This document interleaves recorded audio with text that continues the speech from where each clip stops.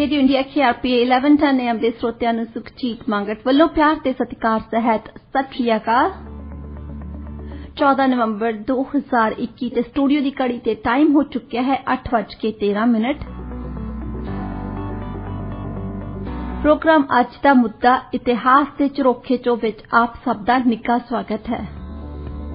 ਮੇਰਾ ਤੇ ਤੁਹਾਡਾ ਸਾਥ ਬਣਿਆ ਰਹੇਗਾ ਠੀਕ 10 ਵਜੇ ਤੱਕ।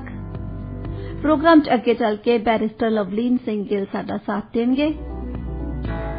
ਹਮੇਸ਼ਾ ਦੀ ਤਰ੍ਹਾਂ ਅੱਜ ਦੇ ਪ੍ਰੋਗਰਾਮ ਵਿੱਚ ਵੀ ਇੱਕ ਖਾਸ ਵਿਸ਼ੇ ਤੇ ਗੱਲਬਾਤ ਹੋਏਗੀ। ਅੱਜ ਦੇ ਪ੍ਰੋਗਰਾਮ 'ਚ ਅਸੀਂ ਗੱਲਬਾਤ ਕਰਾਂਗੇ ਪੰਡਿਤ ਜਵਾਹਰ ਲਾਲ ਨਹਿਰੂ ਬਾਰੇ। ਉਹਨਾਂ ਦਾ ਜਨਮ ਦਿਨ ਹੈ ਅੱਜ।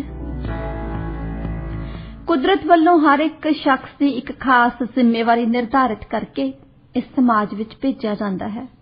ਆਮ ਬੰਦੇ ਦੀ ਜ਼ਿੰਮੇਵਾਰੀ ਹੁੰਦੀ ਹੈ ਆਪਣੀ ਘਰ ਗ੍ਰਹਿਸਥੀ ਚਲਾਉਣਾ, ਇਸ ਸੰਸਾਰ ਦੇ ਕਰਮ ਚੱਕਰ ਨੂੰ ਚੱਲਦਾ ਰੱਖਣਾ, ਜੋ ਕਿ ਕੋਈ ਛੋਟੀ ਜ਼ਿੰਮੇਵਾਰੀ ਨਹੀਂ ਹੁੰਦੀ। ਇਹ ਵੀ ਇੱਕ ਬਹੁਤ ਵੱਡੀ ਜ਼ਿੰਮੇਵਾਰੀ ਹੈ। ਕੁਝ ਚੁਣਿੰਦਾ ਸ਼ਖਸ ਅਜਿਹੇ ਹੁੰਦੇ ਆ ਜੋ ਯੁੱਗ ਪੁਰਸ਼ ਕਹਾਉਂਦੇ ਨੇ। ਇਹਨਾਂ ਦਾ ਜੀਵਨ ਸਧਾਰਨ ਜੀਵਨ ਨਹੀਂ ਹੁੰਦਾ, ਬਲਕਿ ਇਹਨਾਂ ਸ਼ਖਸੀਅਤਾਂ ਦੇ ਹੱਥ ਵਿੱਚ ਕੌਮਾਂ ਅਤੇ ਮੁਲਕਾਂ ਦਾ ਭਵਿੱਖ ਹੁੰਦਾ ਹੈ। ਅਜਿਹੇ ਹੀ ਯੁੱਗ ਪੁਰਸ਼ਾਂ ਵਿੱਚੋਂ ਇੱਕ ਸਨ ਪੰਡਿਤ ਜਵਾਹਰ ਲਾਲ ਨਹਿਰੂ, ਜੋ ਕਿ ਭਾਰਤ ਦੇ ਪਹਿਲੇ ਪ੍ਰਧਾਨ ਮੰਤਰੀ ਸਨ ਅਤੇ ਨਾਲ ਹੀ ਇੱਕ ਉੱਚ ਕੋਟੀ ਦੇ ਵਿਦਵਾਨ, ਇਤਿਹਾਸਕਾਰ ਅਤੇ ਸਟੇਟਸਮੈਨ। ਅੱਜ ਉਹਨਾਂ ਦਾ ਜਨਮ ਦਿਨ ਹੈ ਅਤੇ ਅਸੀਂ ਅੱਜ ਦੇ ਪ੍ਰੋਗਰਾਮ ਵਿੱਚ ਪੰਡਿਤ ਜਵਾਹਰ ਲਾਲ ਨਹਿਰੂ ਦੇ ਜੀਵਨ ਬਾਰੇ, ਸਿਆਸਤ ਵਿੱਚ ਉਹਨਾਂ ਦੇ ਆਉਣ ਬਾਰੇ ਅਤੇ ਉਹਨਾਂ ਦੇ ਯੋਗਦਾਨ ਬਾਰੇ ਗੱਲਬਾਤ ਕਰਾਂਗੇ। ਇਸ ਸੰਬੰਧੀ ਗੱਲਬਾਤ ਕਰਨ ਦੇ ਲਈ ਸਟੂਡੀਓ ਦੇ ਵਿੱਚ ਪਹੁੰਚ ਚੁੱਕੇ ਨੇ ਬੈਰਿਸਟਰ ਲਵਲੀਨ ਸਿੰਘ ਗਿੱਲ। ਲਵਲੀਨ ਜੀ, ਸਵਾਗਤ ਹੈ ਪ੍ਰੋਗਰਾਮ 'ਚ ਤੁਹਾਡਾ। ਜੀ ਸ਼ੁਕਰੀਆ ਸੁਖਜੀਤ ਜੀ। ਲਵਲੀਨ ਜੀ, ਜਿਵੇਂ ਕਿ ਮੈਂ ਪ੍ਰੋਗਰਾਮ ਦੀ ਇੰਟਰੋ 'ਚ ਦੱਸਿਆ ਕਿ ਅੱਜ ਅਸੀਂ ਗੱਲਬਾਤ ਕਰਾਂਗੇ ਪੰਡਿਤ ਜਵਾਹਰ ਲਾਲ ਨਹਿਰੂ ਬਾਰੇ। ਅੱਜ ਉਹਨਾਂ ਦਾ ਜਨਮ ਦਿਨ ਹੈ ਤੇ ਉਹਨਾਂ ਦੇ ਜਨਮ ਦਿਨ ਨੂੰ ਚਿਲਡਰਨ ਡੇ ਦੇ ਤੌਰ ਤੇ ਮਨਾਇਆ ਜਾਂਦਾ ਹੈ। ਜੀ ਬਿਲਕੁਲ ਦਰੁਸਤ। ਜੋ ਪੰਡਿਤ ਜਵਾਹਰ ਲਾਲ ਨਹਿਰੂ ਦਾ ਜੋ ਜਨਮ ਦਿਵਸ ਹੈ 14 ਨਵੰਬਰ, ਉਸ ਨੂੰ ਬਾਲ ਦਿਵਸ ਦੇ ਰੂਪ ਵਿੱਚ ਵੀ ਮਨਾਇਆ ਜਾਂਦਾ ਹੈ। ਵੈਸੇ ਜੋ ਇੰਟਰਨੈਸ਼ਨਲੀ ਜੋ ਚਿਲਡਰਨਸ ਡੇ ਹੈ ਉਹ 20 ਨਵੰਬਰ ਨੂੰ ਮਨਾਇਆ ਜਾਂਦਾ ਹੈ, ਪਰ ਭਾਰਤ ਵਿੱਚ ਕਿਉਂਕਿ ਜੋ ਜਵਾਹਰ ਲਾਲ ਨਹਿਰੂ, ਪੰਡਿਤ ਜਵਾਹਰ ਲਾਲ ਨਹਿਰੂ ਦਾ ਜੋ ਯੋਗਦਾਨ ਹੈ ਉਸ ਨੂੰ ਸੈਲੀਬ੍ਰੇਟ ਕਰਨ ਵਾਸਤੇ ਜੋ ਇੱਕ ਬੱਚਿਆਂ ਦੇ ਨਾਲ ਉਹਨਾਂ ਦਾ ਖਾਸ ਸੰਬੰਧ ਸੀ, ਜਿਸ ਤਰ੍ਹਾਂ ਬੱਚੇ ਉਹਨਾਂ ਨੂੰ ਪਿਆਰ ਨਾਲ ਚਾਚਾ ਨਹਿਰੂ ਕਿਹਾ ਕਰਦੇ ਸਨ, ਉਸ ਯੋਗਦਾਨ ਨੂੰ, ਕਿਉਂਕਿ ਜਵਾਹਰ ਲਾਲ ਨਹਿਰੂ ਦਾ ਮੰਨਣਾ ਸੀ ਕਿ ਜੋ ਬੱਚੇ ਨੇ ਉਹ ਦੇਸ਼ ਦਾ ਭਵਿੱਖ ਨੇ, ਇਸ ਲਈ ਦੇਸ਼ ਦੀਆਂ ਸਰਕਾਰਾਂ ਨੂੰ ਬੱਚਿਆਂ ਦੇ ਬਾਲ ਵਿਕਾਸ ਦੇ ਉੱਤੇ ਖਾਸ ਧਿਆਨ ਦੇਣਾ ਚਾਹੀਦਾ ਹੈ। ਸੋ ਇਹ ਸਭ ਉਹਨਾਂ ਦੇ ਯੋਗਦਾਨ ਨੂੰ ਧਿਆਨ ਵਿੱਚ ਰੱਖਦੇ ਹੋਏ ਉਹਨਾਂ ਦੇ ਜਨਮ ਦਿਵਸ ਨੂੰ ਬਾਲ ਰੂਪ ਦੇ ਵਿੱਚ ਮਨਾਇਆ ਜਾਂਦਾ ਹੈ। ਜੀ ਲਵਲੀਨ ਜੀ, ਆਪਾਂ ਗੱਲਬਾਤ ਦੀ ਸ਼ੁਰੂਆਤ ਕਰਦੇ ਹਾਂ। ਸਭ ਤੋਂ ਪਹਿਲਾਂ ਤਾਂ ਰੇਡੀਓ ਇੰਡੀਆ ਦੇ ਸਰੋਤਿਆਂ ਨੂੰ ਇਹ ਦੱਸੋ ਕਿ ਪੰਡਿਤ ਜਵਾਹਰ ਲਾਲ ਨਹਿਰੂ ਦਾ ਪਰਿਵਾਰ ਕਿੱਥੋਂ ਸੀ, ਉਹਨਾਂ ਦਾ ਪਰਿਵਾਰਕ ਪਿਛੋਕੜ ਕੀ ਸੀ? ਸੁਖਜੀਤ ਜੀ, ਜਿਸ ਤਰ੍ਹਾਂ ਅਸੀਂ ਸਾਰੇ ਜਾਣਦੇ ਹਾਂ ਕਿ ਜੋ ਪੰਡਿਤ ਜਵਾਹਰ ਲਾਲ ਨਹਿਰੂ ਦਾ ਪਰਿਵਾਰ ਸੀ ਉਹ ਇੱਕ ਕਸ਼ਮੀਰੀ ਪੰਡਿਤ ਪਰਿਵਾਰ ਸੀ, ਜੋ ਇੱਕ ਕੌਲ ਸਰਨੇਮ, ਜੋ ਪੰਡਿਤ ਜਵਾਹਰ ਲਾਲ ਨਹਿਰੂ ਆਪਣੀ ਜੀਵਨੀ ਦੇ ਵਿੱਚ ਵੀ ਜਿਸ ਦਾ ਜ਼ਿਕਰ ਕਰਦੇ ਹਨ ਕਿ ਉਹ ਇੱਕ ਕੌਲ ਸਰਨੇਮ ਵਾਲੇ ਕਸ਼ਮੀਰੀ ਪੰਡਿਤ ਸਨ, ਜੋ ਕਿ 18ਵੀਂ ਸਦੀ ਦੇ ਵਿੱਚ, 18ਵੀਂ ਸਦੀ ਦੀ ਸ਼ੁਰੂਆਤ ਦੇ ਵਿੱਚ ਜੋ ਕੌਲ ਪਰਿਵਾਰ ਹੈ, ਜੋ ਉਹਨਾਂ ਦਾ ਪਰਿਵਾਰ ਹੈ ਪੰਡਿਤ ਨਹਿਰੂ ਦਾ, ਉਹ ਕਸ਼ਮੀਰ ਤੋਂ ਹਿਜਰਤ ਕਰਕੇ ਦਿੱਲੀ ਵਿੱਚ ਵਸ ਜਾਂਦੇ ਨੇ। ਦਿੱਲੀ ਦੇ ਵਿੱਚ ਉਸ ਸਮੇਂ ਫਰੂਖ ਸਿਆਰ ਦਾ ਰਾਜ ਸੀ ਤੇ ਉਹਨਾਂ ਦੇ ਪਰਿਵਾਰ ਨੂੰ ਉੱਥੇ ਦਿੱਲੀ ਦੇ ਵਿੱਚ ਇੱਕ ਨਹਿਰ ਦੇ ਕਿਨਾਰੇ ਜਗੀਰ ਮਿਲ ਜਾਂਦੀ ਹੈ, ਜਿਸ ਨਹਿਰ ਤੋਂ ਉਹਨਾਂ ਦਾ ਫਿਰ ਨਾਮ ਬਦਲ ਕੇ ਉਹਨਾਂ ਦੇ ਪਰਿਵਾਰ ਨੂੰ ਨਹਿਰੂ ਕਿਹਾ ਜਾਣ ਲੱਗਿਆ। ਸੋ ਉਹ ਕੌਲ ਇੱਕ ਪਾਸੇ ਰਹਿ ਗਿਆ ਤੇ ਉਹ ਨਹਿਰੂ ਦੇ ਨਾਮ ਨਾਲ ਉਹਨਾਂ ਦਾ ਪਰਿਵਾਰ ਮਸ਼ਹੂਰ ਹੋਇਆ, ਕਿਉਂਕਿ ਉਹਨਾਂ ਨੂੰ ਨਹਿਰ ਦੇ ਕਿਨਾਰੇ ਜੋ ਉੱਥੇ ਇੱਕ ਜਗੀਰ ਮਿਲੀ ਸੀ। ਤੇ ਉਹਨਾਂ ਦੇ ਦਾਦਾ ਜੀ ਜੋ ਸਨ ਉਹ ਕੋਤਵਾਲ ਸਨ ਦਿੱਲੀ ਦੇ ਵਿੱਚ। ਪੰਡਿਤ ਗੰਗਾਧਰ ਨਹਿਰੂ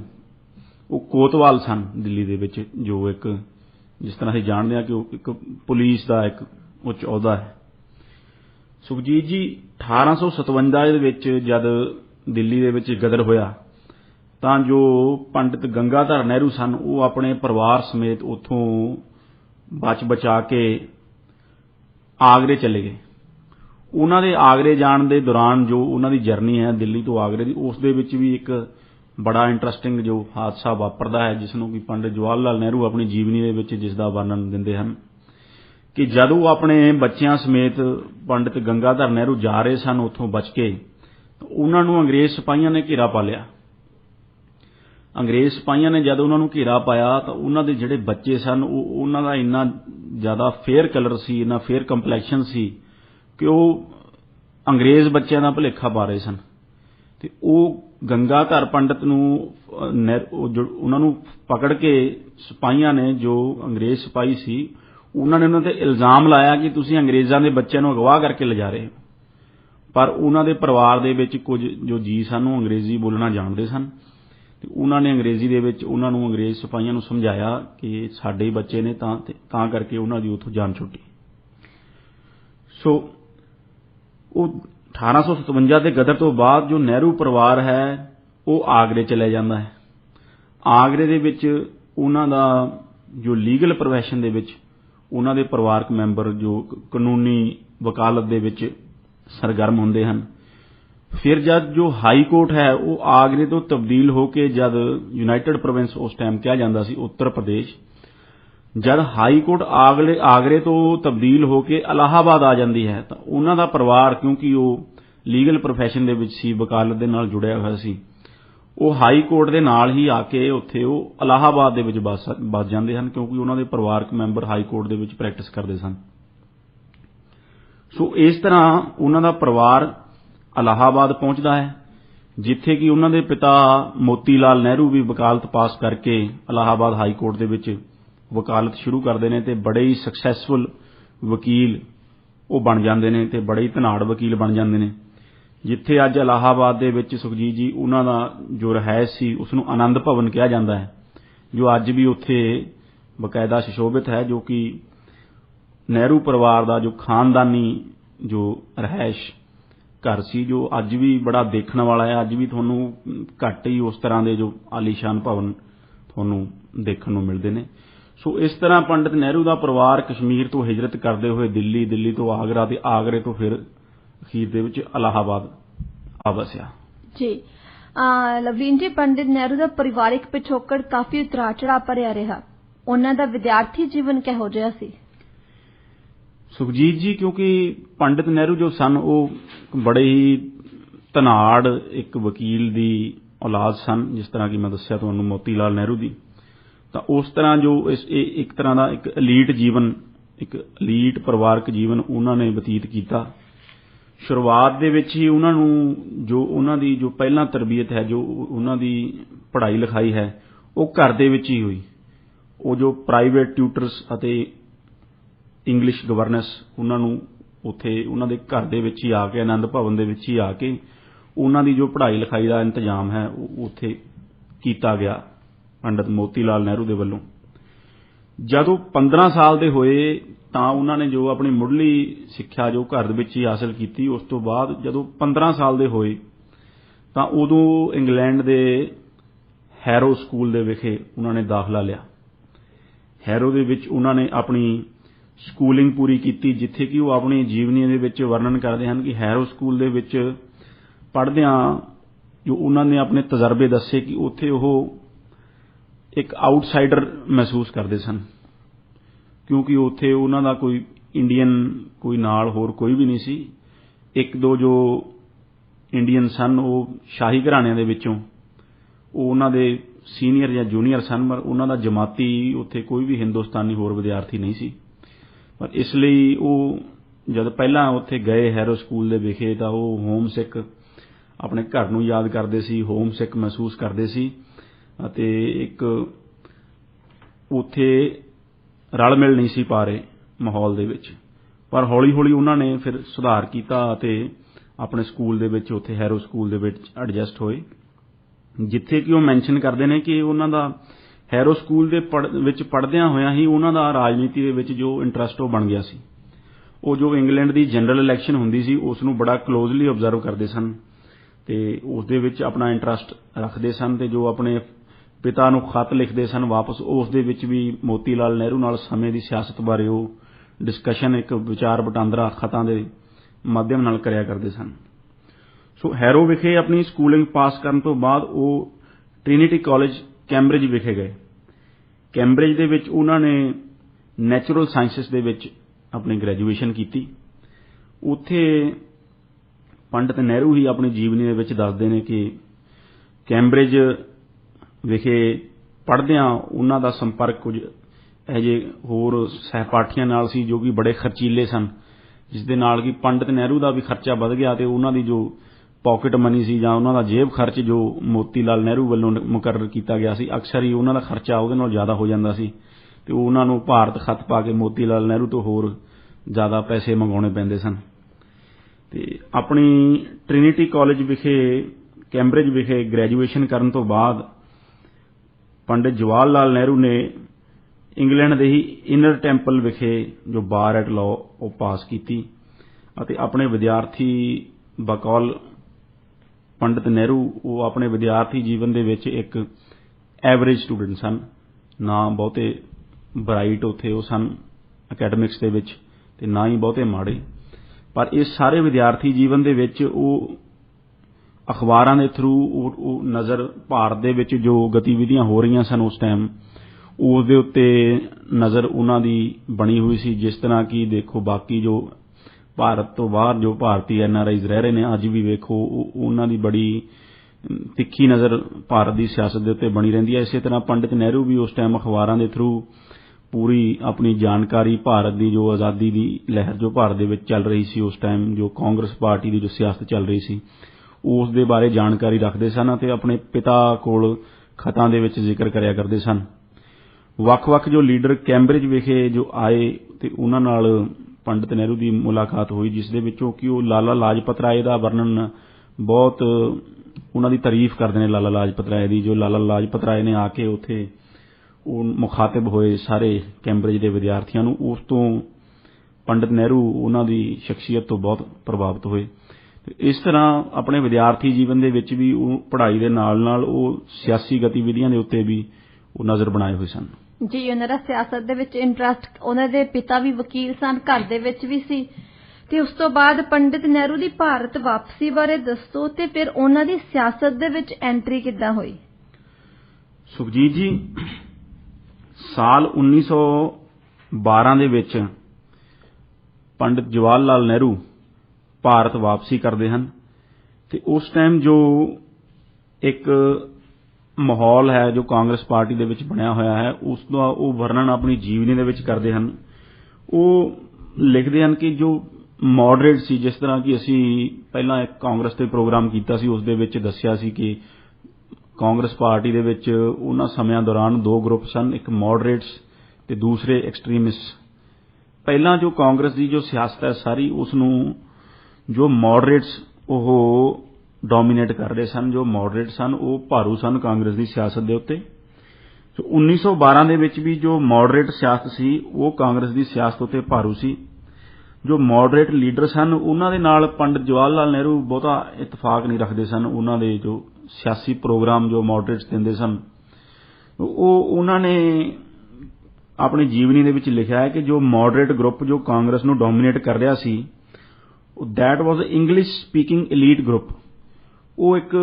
ਬੜਾ ਹੀ ਭਾਰਤ ਦੇ ਸਮਾਜ ਦੇ ਵਿੱਚੋਂ ਇੱਕ ਐਲੀਟ ਗਰੁੱਪ ਜੋ ਅੰਗਰੇਜ਼ੀ ਜ਼ਬਾਨ ਬੋਲਣ ਵਾਲਾ ਉਹ ਗਰੁੱਪ ਸੀ ਅਤੇ ਉਹਨਾਂ ਦਾ ਜੋ ਸਿਆਸਤ ਸੀ ਉਹ ਸਿਰਫ ਰੈਜ਼ੋਲੂਸ਼ਨ ਪਾਸ ਕਰਨ ਤੇ ਪਟੀਸ਼ਨਾਂ ਪਾਉਣ ਤੇ ਇੰਗਲਿਸ਼ ਸਰਕਾਰ ਨੂੰ ਗਰਾਊਂਡ ਦੇ ਉੱਤੇ ਉਹ ਕੋਈ ਐਕਸ਼ਨ ਉਹ ਮੋਡਰੇਟਸ ਨਾ ਤਾਂ ਕਰਨਾ ਚਾਹੁੰਦੇ ਸਨ ਤੇ ਨਾ ਹੀ ਉਹਨਾਂ ਦੇ ਕੈਪੈਸਿਟੀ ਸੀ, ਨਾ ਹੀ ਉਹਨਾਂ ਦਾ ਪਬਲਿਕ ਦੇ ਨਾਲ ਕਨੈਕਟ ਸੀ ਕਿ ਕੋਈ ਮਾਸ ਐਕਸ਼ਨ ਕੋਈ ਮਾਸ ਐਜੀਟੇਸ਼ਨ ਕੋਈ ਵੱਡੀ ਉਹ ਕਰ ਸਕਣ। ਸੋ ਇਸ ਤਰ੍ਹਾਂ ਉਸ ਟਾਈਮ ਜਦ ਪੰਡਿਤ ਨਹਿਰੂ ਦੀ ਭਾਰਤ ਵਾਪਸੀ ਹੋਈ ਤਾਂ ਜੋ ਕਾਂਗਰਸ ਸੀ ਉਸ ਨੂੰ ਮੋਡਰੇਟਸ ਡੋਮੀਨੇਟ ਕਰ ਰਹੇ ਸਨ ਤੇ ਪੰਡਿਤ ਨਹਿਰੂ ਨੇ ਕੁਝ ਸਮਾਂ ਆਪਣੀ ਇੱਕ ਲੀਗਲ ਪ੍ਰੈਕਟਿਸ ਕਰਨ ਦੀ ਵੀ ਕੋਸ਼ਿਸ਼ ਕੀਤੀ, ਜਿਸ ਦੇ ਵਿੱਚ ਉਹ ਬਹੁਤੇ ਕਾਮਯਾਬ ਨਹੀਂ ਰਹੇ, ਨਾ ਹੀ ਉਹਨਾਂ ਦਾ ਬਹੁਤਾ ਉਸ ਦੇ ਵਿੱਚ ਇੰਟਰਸਟ ਬਣਿਆ ਲਾਅ ਦੀ ਪ੍ਰੈਕਟਿਸ ਦੇ ਵਿੱਚ। ਸੋ ਸਭ ਤੋਂ ਪਹਿਲਾਂ ਉਹਨਾਂ ਨੇ ਕਾਂਗਰਸ ਪਾਰਟੀ ਜੋ ਜੁਆਇਨ ਕੀਤੀ ਐਜ਼ ਅ ਡੈਲੀਗੇਟ ਜੁਆਇਨ ਕੀਤੀ ਭਾਰਤ ਆ ਕੇ ਅਤੇ ਹੌਲੀ ਹੌਲੀ ਜੋ ਆਪਣੇ ਇੱਕ ਕਦਮ ਵਧਾਉਣੇ ਸ਼ੁਰੂ ਕੀਤੇ ਸਿਆਸਤ ਦੇ ਵਿੱਚ। ਤੇ ਜਿਸ ਤਰ੍ਹਾਂ ਹੀ ਸੁਖਜੀਤ ਜੀ ਦੇਖਿਆ ਕਿ ਮੋਡਰੇਟਸ ਅਤੇ ਐਕਸਟ੍ਰੀਮਿਸਟ ਦੇ ਦੋ ਧੜੇ ਸਨ। ਜੋ ਪੰਡਿਤ ਜਵਾਹਰ ਲਾਲ ਨਹਿਰੂ ਦੇ ਪਿਤਾ ਮੋਤੀ ਲਾਲ ਨਹਿਰੂ ਸਨ, ਉਹਨਾਂ ਦੀ ਸਿਆਸਤ ਵੀ ਮੋਡਰੇਟ ਸਿਆਸਤ ਸੀ।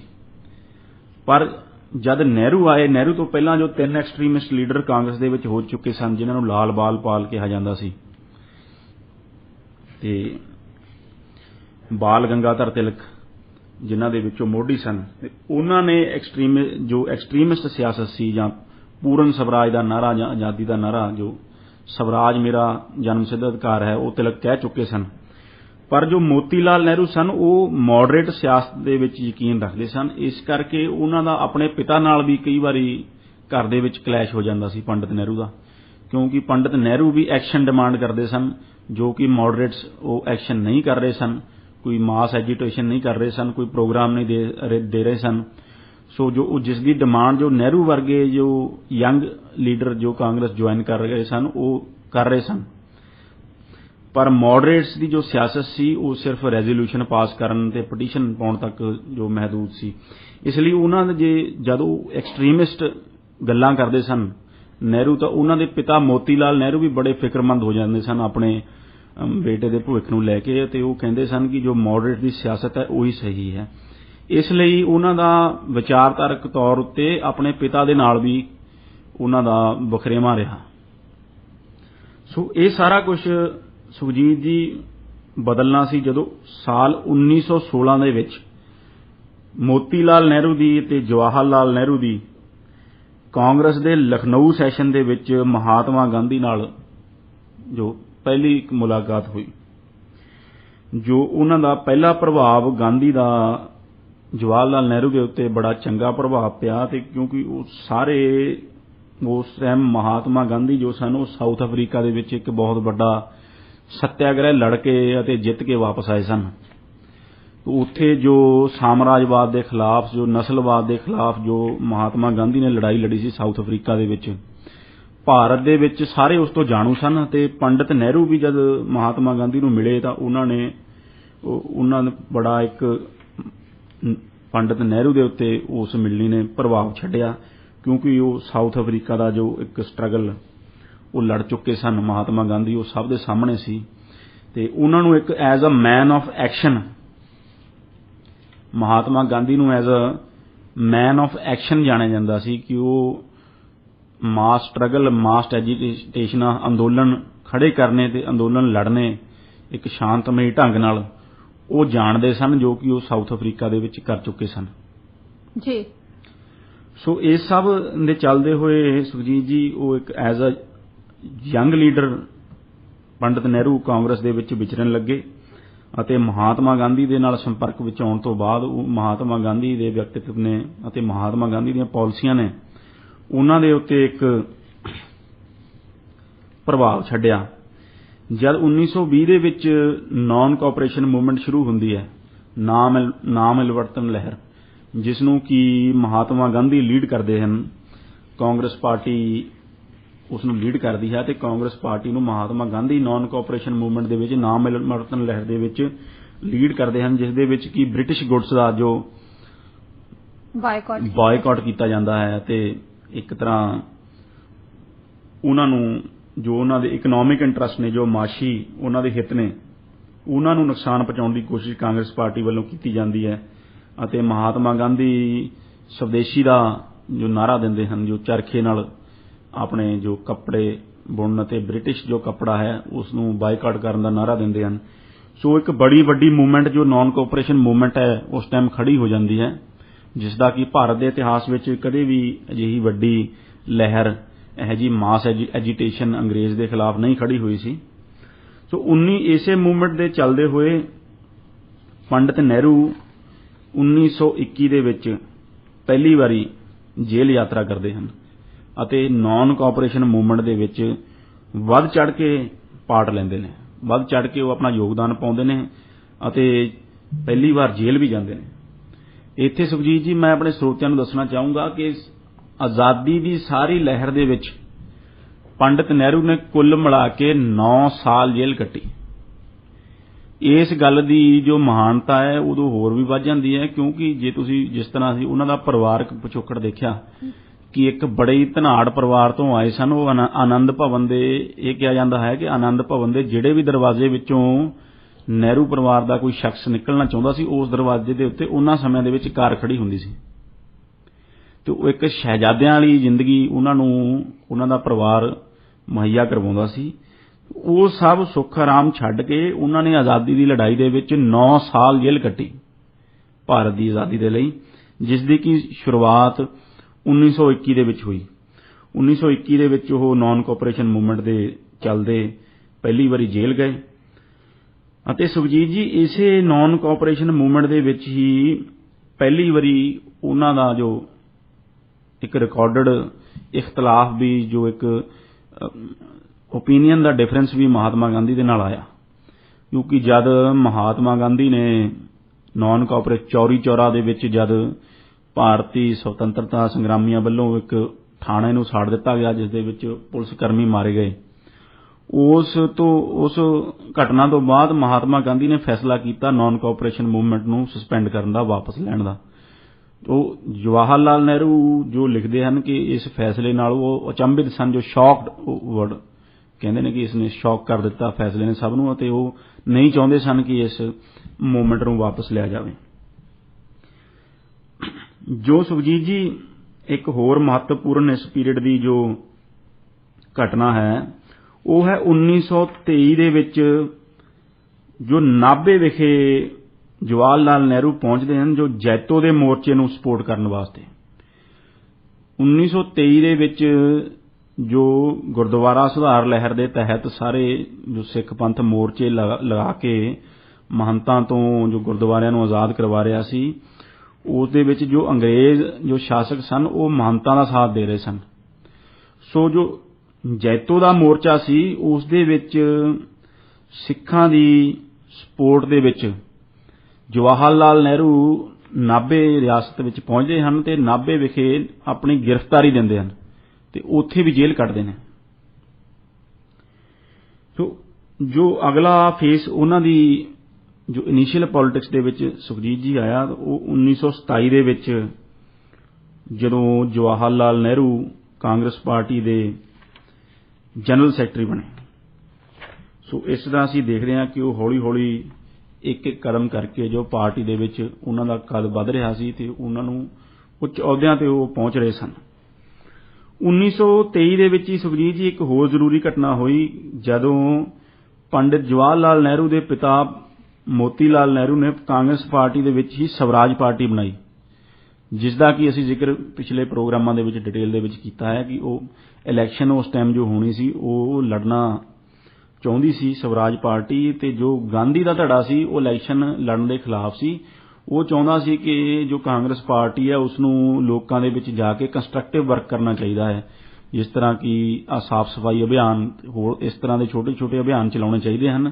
ਜਦ ਤੱਕ ਕਿ ਜੋ ਭਾਰਤੀ ਸਮਾਜ ਅਗਲੀ ਮਾਸ ਮੂਵਮੈਂਟ ਵਾਸਤੇ, ਅਗਲੇ ਸੰਘਰਸ਼ ਵਾਸਤੇ ਤਿਆਰ ਨਹੀਂ ਹੋ ਜਾਂਦਾ। जी लवलीन जी, ਗੱਲਬਾਤ ਦਾ ਸਿਲਸਿਲਾ ਆਪਾਂ ਇਸੇ ਤਰ੍ਹਾਂ ਜਾਰੀ ਰੱਖਾਂਗੇ। ਟਾਈਮ ਹੋ ਚੁੱਕਿਆ ਇੱਕ ਛੋਟੀ ਜੀ ਕਮਰਸ਼ੀਅਲ ਬ੍ਰੇਕ ਦਾ। ਬ੍ਰੇਕ ਤੋਂ ਵਾਪਸ ਆਉਂਦੇ ਆ। ਸੁਣਦੇ ਰਹੋ ਰੇਡੀਓ ਇੰਡੀਆ। ਇਸ ਸਮੇਂ ਤੁਸੀਂ ਸੁਣ ਰਹੇ ਹੋ ਰੇਡੀਓ ਇੰਡੀਆ KRPA 1110 AM ਤੇ ਰੇਡੀਓ ਇੰਡੀਆ ਦੇ ਪ੍ਰੋਗਰਾਮ ਤੁਸੀਂ US ਤੇ ਕੈਨੇਡਾ ਵਿੱਚ ਸੁਣ ਸਕਦੇ ਹੋ। 1110 AM ਤੇ ਦੁਨੀਆ ਭਰ ਦੇ ਪ੍ਰੋਗਰਾਮ ਸੁਣਨ ਲਈ ਵਿਜ਼ਿਟ ਕਰੋ radioindia.ca। ਅੱਜ ਦੇ ਪ੍ਰੋਗਰਾਮ ਦੇ ਵਿੱਚ ਅਸੀਂ ਪੰਡਿਤ ਜਵਾਹਰ ਲਾਲ ਨਹਿਰੂ ਦੇ ਜੀਵਨ ਤੇ ਗੱਲਬਾਤ ਕਰ ਰਹੇ ਹਾਂ। ਅੱਜ ਦਾ ਦਿਨ ਜੋ ਹੈ ਉਹਨਾਂ ਦਾ ਜਨਮ ਦਿਨ ਦੇ ਤੌਰ ਤੇ ਚਿਲਡਰਨ ਡੇ ਦੇ ਤੌਰ ਤੇ ਮਨਾਇਆ ਜਾਂਦਾ ਹੈ।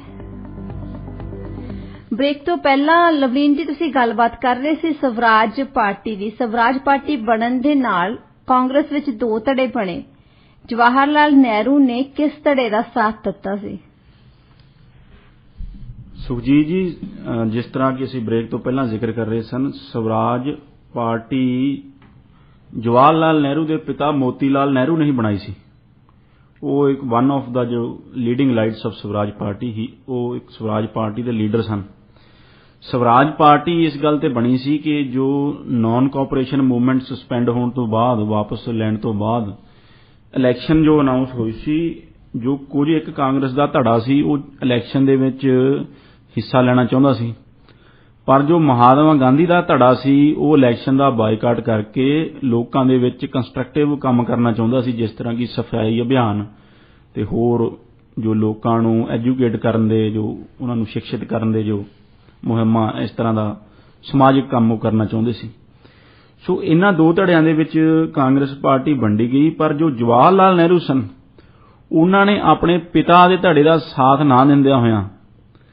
ਜੋ ਇੱਕ ਸਵਰਾਜ ਪਾਰਟੀ ਦਾ ਸਾਥ ਨਾ ਦਿੰਦਿਆਂ ਹੋਇਆਂ ਉਹਨਾਂ ਨੇ ਮਹਾਤਮਾ ਗਾਂਧੀ ਦਾ ਸਾਥ ਦਿੱਤਾ ਅਤੇ ਮਹਾਤਮਾ ਗਾਂਧੀ ਦੇ ਧੜੇ ਨਾਲ ਖੜ ਕੇ ਜੋ ਕੰਸਟਰਕਟਿਵ ਕੰਮ ਸੀ ਉਸ ਦੇ ਵਿੱਚ ਆਪਣਾ ਹਿੱਸਾ ਲਿਆ। ਸੋ ਇਸ ਤੋਂ ਅਸੀਂ ਦੇਖ ਸਕਦੇ ਹਾਂ ਕਿ ਜੋ ਜਵਾਹਰ ਲਾਲ ਨਹਿਰੂ ਨੇ ਉਹਨਾਂ ਦਾ ਆਪਣੇ ਪਿਤਾ ਦੇ ਨਾਲ ਵੀ ਵਿਚਾਰਧਾਰਕ ਵਖਰੇਵੇਂ ਰਹੇ ਅਤੇ ਆਈਡੀਓਲੋਜੀਕਲੀ ਇੱਕ ਬਹੁਤ ਇੰਡੀਪੈਂਡੈਂਟ ਸ਼ਖਸ ਸਨ। ਸੋ ਸੁਖਜੀਤ ਜੀ, ਇਸ ਤੋਂ ਅੱਗੇ ਜੇ ਆਪਾਂ ਗੱਲ ਕਰੀਏ ਉਹਨਾਂ ਦੇ ਸ਼ੁਰੂਆਤੀ ਦੌਰ ਬਾਰੇ, ਜੋ ਸ਼ੁਰੂਆਤੀ ਦੌਰ ਦੀ ਉਹਨਾਂ ਦੀ ਪੋਲਿਟਿਕਸ ਹੈ, ਉਸ ਦੇ ਵਿੱਚ ਜਨਰਲ ਸੈਕਟਰੀ ਬਣਨ ਤੋਂ ਬਾਅਦ ਜੋ ਇੱਕ 1927 ਦੇ ਵਿੱਚ ਜਨਰਲ ਸੈਕਟਰੀ ਬਣਦੇ ਨੇ ਕਾਂਗਰਸ ਪਾਰਟੀ ਦੇ, ਇੱਕ ਜੋ ਉਹ ਸੋਵੀਅਤ ਯੂਨੀਅਨ ਦਾ ਦੌਰਾ ਕਰਦੇ ਨੇ, ਉਸ ਦੌਰੇ ਨੇ ਉਹਨਾਂ ਦੀ ਸੋਚ ਉੱਤੇ ਬੜਾ ਅਸਰ ਛੱਡਿਆ। ਜਦ ਉਹਨਾਂ ਨੇ ਯੂਰਪ ਅਤੇ ਸੋਵੀਅਤ ਯੂਨੀਅਨ ਦਾ ਦੌਰਾ ਕੀਤਾ ਤਾਂ ਉਹਨਾਂ ਉੱਤੇ ਮਾਰਕਸਿਜ਼ਮ ਤੇ ਜੋ ਸਮਾਜਵਾਦ ਜਾਂ ਸੋਸ਼ਲਿਜ਼ਮ ਹੈ ਉਸ ਸੋਚ ਨੇ ਬੜਾ ਅਸਰ ਛੱਡਿਆ। ਕਈ ਲੋਕਾਂ ਨੇ ਤਾਂ ਮਜ਼ਾਕ ਵਿੱਚ ਇਹ ਵੀ ਕਿਹਾ ਕਿ ਪੰਡਿਤ ਨਹਿਰੂ ਬਾਰੇ ਕਿ vodka has gone to his head, ਪਰ ਉਹ ਵਿਚਾਰਧਾਰਕ ਤੌਰ ਤੇ ਉਹਨਾਂ ਦਾ ਇਸ ਦੌਰੇ ਤੋਂ ਬਾਅਦ ਵਿਚਾਰਧਾਰਕ ਤੌਰ ਤੇ ਪੰਡਿਤ ਨਹਿਰੂ ਖੱਬੇ ਪੱਖੀ ਸਿਆਸਤ ਵੱਲ, ਖੱਬੇ ਪੱਖੀ ਨੀਤੀਆਂ ਵੱਲ, ਖੱਬੇ ਪੱਖੀ ਪਾਲਿਸੀਆਂ ਵੱਲ ਉਹਨਾਂ ਦਾ ਝੁਕਾਅ ਰਹਿਣ ਲੱਗਿਆ। ਸੋ ਜਿਸ ਦੇ ਚੱਲਦੇ ਹੋਏ ਕਿ ਪੰਡਿਤ ਜਵਾਹਰ ਲਾਲ ਨਹਿਰੂ ਅਤੇ ਨੇਤਾ ਜੀ ਸੁਭਾਸ਼ ਚੰਦਰ ਬੋਸ ਉਹ ਕਾਂਗਰਸ ਦੇ ਵਿੱਚ ਇੱਕ ਸੋਸ਼ਲਿਜ਼ਮ ਦੀ ਵਿਚਾਰਧਾਰਾ ਨੂੰ, ਸਮਾਜਵਾਦ ਦੀ ਵਿਚਾਰਧਾਰਾ ਨੂੰ ਰਿਪਰੈਜ਼ੈਂਟ ਕਰਦੇ ਸਨ ਅਤੇ ਜੋ ਸਮਾਜਵਾਦੀ ਧੜਾ ਸੀ ਕਾਂਗਰਸ ਦਾ ਯੰਗ ਲੀਡਰਾਂ ਦਾ, ਉਹ ਉਸ ਦੀ ਵੀ ਪ੍ਰਤੀਨਿਧਤਾ ਉਹ ਕਰਦੇ ਸਨ। ਜੀ ਲਵਲੀਨ ਜੀ, ਪੰਡਿਤ ਜਵਾਹਰ ਲਾਲ ਨਹਿਰੂ ਦੇ ਸਿਆਸੀ ਜੀਵਨ ਵਿੱਚ ਟਰਨਿੰਗ ਪੁਆਇੰਟ ਕਦੋਂ ਆਇਆ ਸੀ? ਕਦੋਂ ਉਹ ਕਾਂਗਰਸ ਪਾਰਟੀ ਦੇ ਮੁੱਢਲੀ ਕਤਾਰ ਦੇ ਆਗੂ ਬਣੇ ਸਨ? ਸੁਖਜੀਤ ਜੀ, ਇਸ ਸਵਾਲ ਤੇ ਆਉਣ ਤੋਂ ਪਹਿਲਾਂ ਮੈਂ ਇੱਕ ਹੋਰ ਗੱਲ ਦਾ ਪੰਡਿਤ ਜਵਾਹਰ ਲਾਲ ਨਹਿਰੂ ਬਾਰੇ ਜ਼ਿਕਰ ਕਰਨਾ ਚਾਹਾਂਗਾ। ਜਿਸ ਤਰ੍ਹਾਂ ਕਿ ਤੁਸੀਂ ਸ਼ੁਰੂਆਤ ਵਿੱਚ ਕਿਹਾ ਸੀ ਕਿ ਉਹ ਰਾਜਨੀਤਿਕ ਆਗੂ ਹੋਣ ਦੇ ਨਾਲ ਨਾਲ ਉਹ ਇੱਕ ਬੜੇ ਸਕਾਲਰ, ਹਿਸਟੋਰੀਅਨ ਅਤੇ ਸਟੇਟਸਮੈਨ ਵੀ ਸਨ। ਇੱਥੇ ਮੈਂ ਉਹਨਾਂ ਦੀ ਪਰਸਨੈਲਿਟੀ ਦੇ ਇਸ ਆਸਪੈਕਟ ਬਾਰੇ, ਉਹਨਾਂ ਦੀ ਪਰਸਨੈਲਿਟੀ ਦੇ ਇਸ ਹਿੱਸੇ ਬਾਰੇ ਗੱਲ ਕਰਨਾ ਚਾਹੂੰਗਾ ਕਿ ਤੁਸੀਂ ਲੀਡਰ ਉਹ ਹੁੰਦਾ ਹੈ ਜੋ ਲੋਕਾਂ ਦੀ ਸੋਚ ਨੂੰ, ਲੋਕਾਂ ਦੇ ਜੀਵਨ ਪੱਧਰ ਨੂੰ, ਲੋਕਾਂ ਦੀ ਮਾਨਸਿਕਤਾ ਨੂੰ ਉੱਚਾ ਚੱਕੇ ਅਤੇ ਆਪਣੇ ਨਾਲ ਲੈ ਕੇ ਚੱਲੇ। ਜੀ ਅੱਜ ਦੀ ਸਿਆਸਤ ਦੇ ਵਿੱਚ ਅਸੀਂ ਜੋ ਲੀਡਰ ਦੇਖਦੇ ਹਾਂ ਉਹ ਅਜਿਹੇ ਲੀਡਰ ਨੇ ਜੋ ਆਮ ਇੱਕ ਪਬਲਿਕ ਦੇ ਵਿੱਚ ਧਾਰਨਾ ਬਣ ਜਾਂਦੀ ਹੈ, ਉਸ ਦੇ ਖਿਲਾਫ ਜਾਣ ਦੀ ਬਜਾਏ ਉਹ ਉਸ ਦੇ ਪਿੱਛੇ ਚੱਲ ਪੈਂਦੇ ਨੇ। ਜਿਸ ਤਰ੍ਹਾਂ ਕਿ ਮੈਂ ਤੁਹਾਨੂੰ ਛੋਟੀ ਜਿਹੀ ਐਗਜ਼ਾਮਪਲ ਦੇ ਦੇਵਾਂ ਕਿ ਇੱਕ ਬੜਾ ਦਰਦਨਾਕ ਹਾਦਸਾ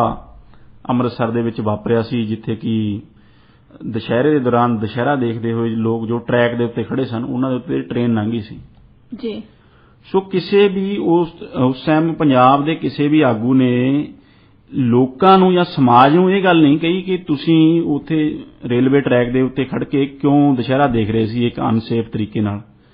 ਸਗੋਂ ਪੁੱਠਾ ਜੋ ਬਿਆਨਬਾਜ਼ੀ ਹੈ ਉਹ ਹਰੇਕ ਲੀਡਰ, ਉਹ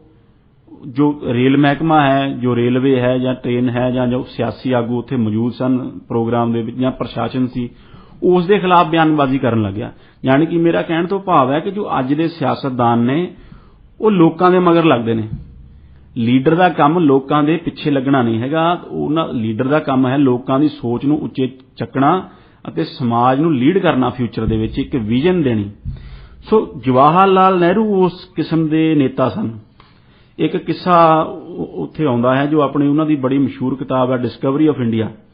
ਬੜੀ ਉਹ ਕਿਤਾਬ ਸਭ ਨੂੰ ਪੜ੍ਹਨੀ ਚਾਹੀਦੀ ਹੈ। ਉਸ ਦੇ ਵਿੱਚ ਉਹ ਜ਼ਿਕਰ ਕਰਦੇ ਨੇ ਕਿ ਉਹ ਪੰਡਿਤ ਜਵਾਹਰ ਲਾਲ ਨਹਿਰੂ ਉਸ ਸਮੇਂ ਗੱਡਿਆਂ ਦੇ ਉੱਤੇ ਬੈਠ ਕੇ ਕਿਸੇ ਦੂਰ ਦਰਾਜ ਦੇ ਇਲਾਕੇ ਦੇ ਵਿੱਚ ਕਿਸੇ ਮੀਟਿੰਗ ਨੂੰ ਉੱਥੇ ਸੰਬੋਧਨ ਕਰਨ ਜਾਂਦੇ ਨੇ। ਜਦ ਪੰਡਿਤ ਨਹਿਰੂ ਉੱਥੇ ਪਹੁੰਚਦੇ ਨੇ ਤਾਂ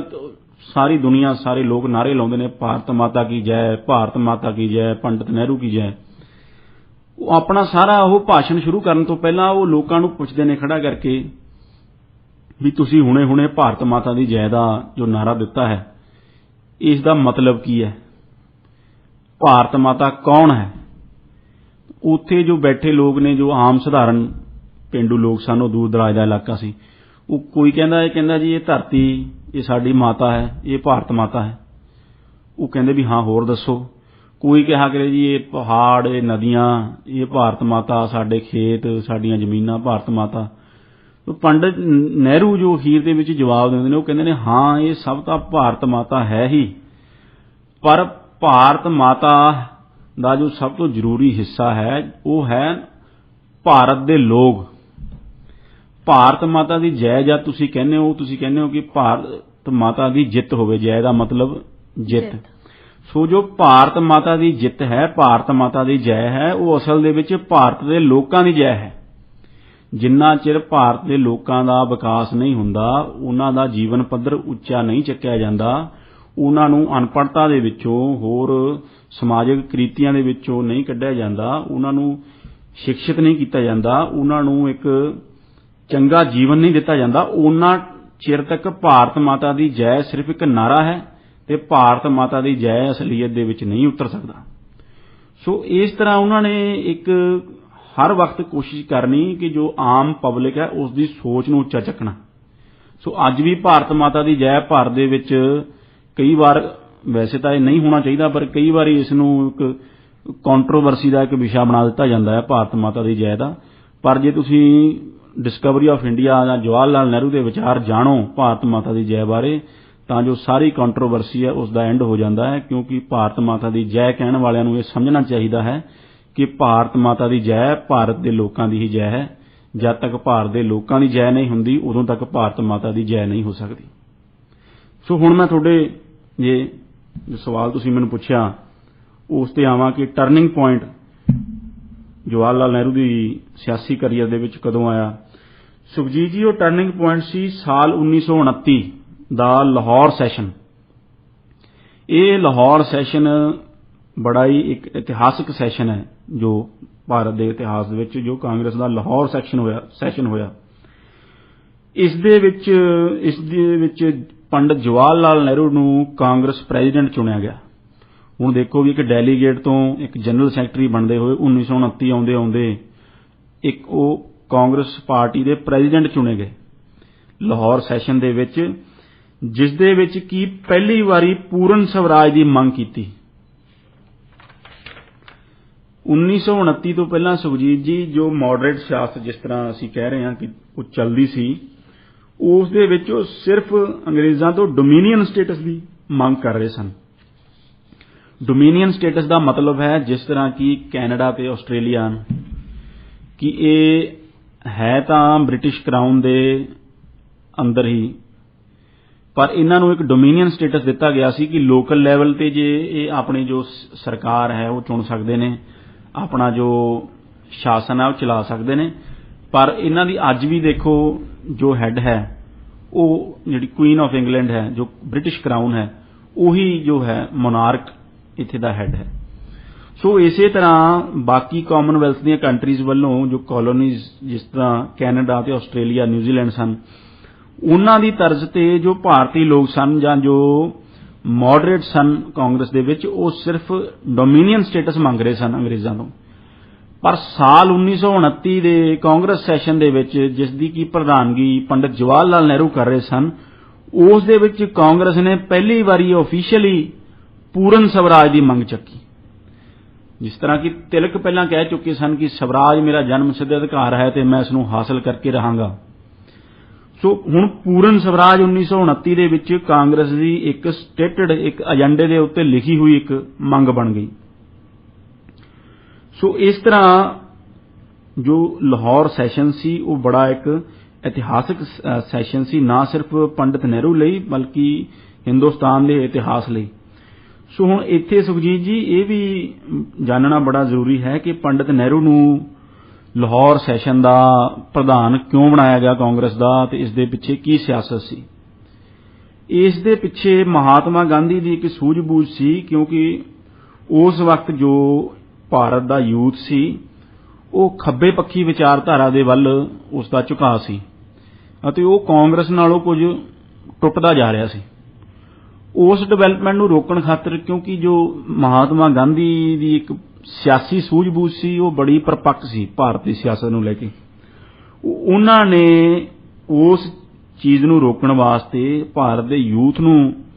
ਕਾਂਗਰਸ ਪਾਰਟੀ ਦੇ ਨਾਲ ਜੋੜਨ ਵਾਸਤੇ ਇੱਕ ਯੰਗ ਲੀਡਰ ਨੂੰ ਕਾਂਗਰਸ ਦਾ ਪ੍ਰਧਾਨ ਬਣਵਾਇਆ 1929 ਦੇ ਵਿੱਚ ਲਾਹੌਰ ਸੈਸ਼ਨ ਦਾ, ਜੋ ਕਿ ਸੋਸ਼ਲਿਸਟ ਟੈਂਡੈਂਸੀ, ਸੋਸ਼ਲਿਸਟ ਇੱਕ ਸਮਾਜਵਾਦੀ ਵਿਚਾਰਧਾਰਾ ਜੋ ਰੱਖਦੇ ਸਨ। ਅਜਿਹੇ ਜਵਾਹਰ ਲਾਲ ਨਹਿਰੂ ਨੂੰ, ਯੰਗ ਲੀਡਰ ਨੂੰ, ਸਮਾਜਵਾਦੀ ਲੀਡਰ ਨੂੰ ਕਾਂਗਰਸ ਪਾਰਟੀ ਦਾ ਪ੍ਰਧਾਨ ਬਣਾਇਆ, ਤਾਂ ਕਿ ਜੋ ਲੈਫਟ ਲੀਨਿੰਗ ਯੂਥ ਹੈ, ਜੋ ਭਾਰਤ ਦਾ ਯੂਥ ਖੱਬੇ ਪੱਖੀ ਵਿਚਾਰਧਾਰਾ ਵੱਲ ਜਿਸ ਦਾ ਝੁਕਾਅ ਹੈ, ਉਹ ਕਾਂਗਰਸ ਦੇ ਨਾਲ ਹੀ ਜੁੜਿਆ ਰਹੇ। ਸੋ ਇਸ ਸੈਸ਼ਨ ਦੇ ਵਿੱਚ ਸੁਖਜੀਤ ਜੀ ਜੋ ਰੈਜ਼ੋਲੂਸ਼ਨ ਪਾਸ ਹੋਇਆ, ਉਸ ਦੇ ਵਿੱਚ ਇਹ ਰੈਜ਼ੋਲੂਸ਼ਨ ਅਡਾਪਟ ਕੀਤਾ ਗਿਆ ਕਿ 26 ਜਨਵਰੀ 1930 ਨੂੰ ਪੂਰਨ ਸਵਰਾਜ ਦਿਵਸ ਦੇ ਰੂਪ ਵਿੱਚ ਮਨਾਇਆ ਜਾਵੇਗਾ ਭਾਰਤ ਦੇ ਵਿੱਚ। ਹੁਣ ਤੁਸੀਂ ਦੇਖੋ, ਇਹ 26 ਜਨਵਰੀ ਦੀ ਤਰੀਕ ਜੋ ਅਸੀਂ 26 ਜਨਵਰੀ ਨੂੰ ਰਿਪਬਲਿਕ ਡੇ ਮਨਾਉਂਦੇ ਹਾਂ ਜੀ, ਉਹ ਵੀ ਇਸੇ ਕਰਕੇ ਹੈ। ਇਹੀ ਹਿਸਟੋਰੀਕਲ ਰੀਜ਼ਨ ਹੈ, ਇਹੀ ਇਤਿਹਾਸਿਕ ਕਾਰਨ ਹੈ। ਹਾਲਾਂਕਿ ਜੋ ਕਨਸਟੀਟਿਊਸ਼ਨ ਹੈ ਉਹ ਅਡਾਪਟ ਪਹਿਲਾਂ ਹੋ ਗਿਆ ਸੀ, ਕਮੈਂਸ ਪਹਿਲਾਂ ਹੋ ਗਿਆ ਸੀ ਜੀ, ਪਰ ਜੋ 26 ਜਨਵਰੀ ਹੈ ਉਸ ਦਾ ਇਤਿਹਾਸ ਦੇ ਵਿੱਚ ਖਾਸ ਇੱਕ ਡੇਟ ਸੀ, ਉਹਦਾ ਖਾਸ ਮਹੱਤਵ ਸੀ। ਇਸ ਲਈ ਜੋ ਸੰਵਿਧਾਨ ਘਾੜੇ ਸਨ, ਜੋ ਕਾਂਗਰਸ ਲੀਡਰਸ਼ਿਪ ਸੀ ਉਸ ਵਕਤ, ਉਹਨਾਂ ਨੇ 26 ਜਨਵਰੀ 1950 ਨੂੰ ਜੋ ਭਾਰਤ ਦੇ ਸੰਵਿਧਾਨ ਨੂੰ ਅਡਾਪਟ ਕੀਤਾ ਤੇ ਉਸ ਨੂੰ ਫਾਰਮਲੀ ਅਡਾਪਟ ਕੀਤਾ, ਕਿਉਂਕਿ 26 ਜਨਵਰੀ 1930 ਨੂੰ ਜੋ ਕਾਂਗਰਸ ਸੈਸ਼ਨ ਸੀ ਉਸਨੇ ਇਹ ਰੈਜ਼ੋਲੂਸ਼ਨ ਪਾਸ ਕੀਤਾ ਸੀ ਕਿ 26 ਜਨਵਰੀ 1930 ਨੂੰ ਅਸੀਂ ਪੂਰਨ ਸਵਰਾਜ ਦਿਵਸ ਦੇ ਰੂਪ ਤੇ ਮਨਾਵਾਂਗੇ। ਸੋ ਉਸ ਵਕਤ ਇੱਕ ਬੜਾ ਹੀ ਬੋਲਡ ਸਟੈਪ ਸੀ ਤੇ ਸਾਰੇ ਕਾਂਗਰਸ ਪਾਰਟੀ ਨੇ ਭਾਰਤ ਵਾਸੀਆਂ ਨੂੰ ਕਿਹਾ ਕਿ ਤੁਸੀਂ ਆਪਣੇ ਆਪਣੇ ਘਰਾਂ ਦੇ ਉੱਤੇ ਤਿਰੰਗਾ ਝੰਡਾ ਲਹਿਰਾਓ, ਜਿਸ ਦੇ ਚੱਲਦੇ ਕਿ ਪੰਡਿਤ ਜਵਾਹਰ ਲਾਲ ਨਹਿਰੂ ਨੇ ਖੁਦ ਰਾਵੀ ਦੇ ਕਿਨਾਰੇ ਲਾਹੌਰ ਦੇ ਵਿੱਚ ਤਿਰੰਗਾ ਝੰਡਾ ਲਹਿਰਾਇਆ ਅਤੇ ਨੇਤਾ ਜੀ ਸੁਭਾਸ਼ ਚੰਦਰ ਬੋਸ ਨੇ ਬੰਗਾਲ ਦੇ ਵਿੱਚ ਤਿਰੰਗਾ ਝੰਡਾ ਲਹਿਰਾਇਆ ਤੇ ਉਹਨਾਂ ਦੇ ਲਾਠੀ ਚਾਰਜ ਵੀ ਹੋਇਆ, ਉਹਨਾਂ ਨੇ ਬਹੁਤ ਉਸ ਸੱਟਾਂ ਵੀ ਖਾਧੀਆਂ ਤੇ ਲਾਠੀਆਂ ਵੀ ਝੱਲੀਆਂ। ਸੋ ਇਸ ਲਈ ਜੋ 26 ਜਨਵਰੀ ਦਾ ਦਿਨ ਹੈ ਉਸ ਦਾ ਇੱਕ ਖਾਸ ਮਹੱਤਵ ਭਾਰਤ ਦੇ ਇਤਿਹਾਸ ਵਿੱਚ ਬਣ ਗਿਆ ਸੀ, ਜਿਸ ਦੇ ਚੱਲਦੇ ਹੋਏ ਕਿ 26 ਜਨਵਰੀ ਨੂੰ ਹੀ ਚੁਣਿਆ ਗਿਆ as a republic day of India, ਜਦ ਕਿ ਭਾਰਤ ਦੇ ਸੰਵਿਧਾਨ ਨੂੰ ਅਡਾਪਟ ਕੀਤਾ ਗਿਆ। ਸੋ ਇਸ ਤਰ੍ਹਾਂ ਸੁਖਜੀਤ ਜੀ ਜੋ ਲਾਹੌਰ ਸੈਸ਼ਨ ਹੈ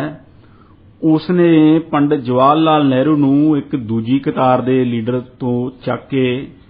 ਕਾਂਗਰਸ ਪਾਰਟੀ ਦੇ ਵਿੱਚ ਇੱਕ ਮੁੱਢਲੀ ਕਤਾਰ ਦਾ ਆਗੂ ਬਣਾ ਦਿੱਤਾ, ਕਾਂਗਰਸ ਦਾ ਪ੍ਰੈਜ਼ੀਡੈਂਟ ਉਹਨਾਂ ਨੂੰ ਬਣਾ ਦਿੱਤਾ ਅਤੇ ਉਹਨਾਂ ਦੀ ਪ੍ਰੈਜ਼ੀਡੈਂਟਸ਼ਿਪ ਦੇ ਵਿੱਚ ਅਜਿਹਾ ਇੱਕ ਜੋ ਇਤਿਹਾਸਿਕ ਕੰਮ ਕਾਂਗਰਸ ਪਾਰਟੀ ਨੇ ਕੀਤਾ, ਜਿਸ ਦਾ ਕਿ ਅਸੀਂ ਅੱਜ ਤੱਕ ਜਿਸ ਨੂੰ ਯਾਦ ਕਰਦੇ ਹਾਂ ਜੀ। ਲਵਲੀਨ ਜੀ, ਗੱਲ ਕਰਦੇ ਆ ਸਿਵਲ ਡਿਸਓਬੀਡੀਐਂਸ ਮੂਵਮੈਂਟ ਦੀ, ਇਸ ਦੇ ਵਿੱਚ ਪੰਡਿਤ ਨਹਿਰੂ ਦਾ ਕੀ ਰੋਲ ਸੀ? ਸੁਜੀਤ ਜੀ, ਸਿਵਲ ਡਿਸਓਬੀਡੀਐਂਸ ਮੂਵਮੈਂਟ ਤੇ ਜਾਣ ਤੋਂ ਪਹਿਲਾਂ ਮੈਂ ਇੱਕ ਹੋਰ ਬੜੀ ਜ਼ਰੂਰੀ ਗੱਲ ਜੋ ਪੰਡਿਤ ਨਹਿਰੂ ਦਾ ਜੋ ਯੋਗਦਾਨ ਹੈ ਉਸ ਦੇ ਬਾਰੇ ਮੈਂ ਆਪਣੇ ਸਰੋਤਿਆਂ ਨੂੰ ਦੱਸਣਾ ਚਾਹੂੰਗਾ ਕਿ ਸਾਲ 1929 ਦੇ ਵਿੱਚ ਪੰਡਿਤ ਜਵਾਹਰ ਲਾਲ ਨਹਿਰੂ ਨੇ ਇੱਕ ਰੈਜ਼ੋਲੂਸ਼ਨ ਡਰਾਫਟ ਕੀਤਾ, ਜਿਸ ਦੇ ਵਿੱਚ ਕਿ ਫੰਡਾਮੈਂਟਲ ਰਾਈਟਸ ਜੋ ਸਨ ਉਹ ਸਾਰੀਆਂ ਦਾ ਜ਼ਿਕਰ ਕੀਤਾ ਗਿਆ। ਸੋ ਭਾਰਤ ਦੇ ਸੰਵਿਧਾਨ ਦੇ ਵਿੱਚ ਫੰਡਾਮੈਂਟਲ ਰਾਈਟਸ ਆਉਣ ਤੋਂ ਪਹਿਲਾਂ 1929 ਦੇ ਵਿੱਚ ਜੋ ਜਵਾਹਰ ਲਾਲ ਨਹਿਰੂ ਨੇ ਉਹ ਸਾਰੀਆਂ ਜੋ ਬੁਨਿਆਦੀ ਇਨਸਾਨੀ ਹਕੂਕ ਨੇ, ਜੀ ਹਿਊਮਨ ਰਾਈਟਸ ਨੇ, right to life, right to freedom of speech, right to expression, ਉਹਨਾਂ ਸਾਰੀਆਂ ਦਾ ਜੋ ਵਰਣਨ ਹੈ ਉਹ ਪੰਡਿਤ ਨਹਿਰੂ ਆਪਣੇ ਇਸ ਡਰਾਫਟ ਦੇ ਵਿੱਚ ਕਰ ਚੁੱਕੇ ਸਨ, ਜਿਸ ਨੂੰ ਕਿ ਸਾਲ 1931 ਦੇ ਵਿੱਚ ਕਾਂਗਰਸ ਪਾਰਟੀ ਨੇ ਅਡਾਪਟ ਕੀਤਾ ਉਸ ਰੈਜ਼ੋਲੂਸ਼ਨ ਨੂੰ। ਸੋ ਇਸ ਤਰ੍ਹਾਂ ਜੋ ਕਾਂਗਰਸ ਪਾਰਟੀ ਹੈ ਜੋ ਫੰਡਾਮੈਂਟਲ ਰਾਈਟਸ ਦੇ ਪ੍ਰਤੀ ਜੋ ਵਚਨਬੱਧਤਾ ਸੀ ਉਸ ਨੂੰ 1931 ਦੇ ਵਿੱਚ ਹੀ ਦਿਖਾ ਚੁੱਕੀ ਸੀ, ਜਿਸ ਨੂੰ ਕਿ ਬਾਅਦ ਦੇ ਵਿੱਚ ਭਾਰਤ ਦੇ ਸੰਵਿਧਾਨ ਦੇ ਵਿੱਚ ਵੀ ਪਾਇਆ ਗਿਆ ਅਤੇ ਜੋ ਸਾਡੇ ਸੰਵਿਧਾਨ ਦਾ ਇੱਕ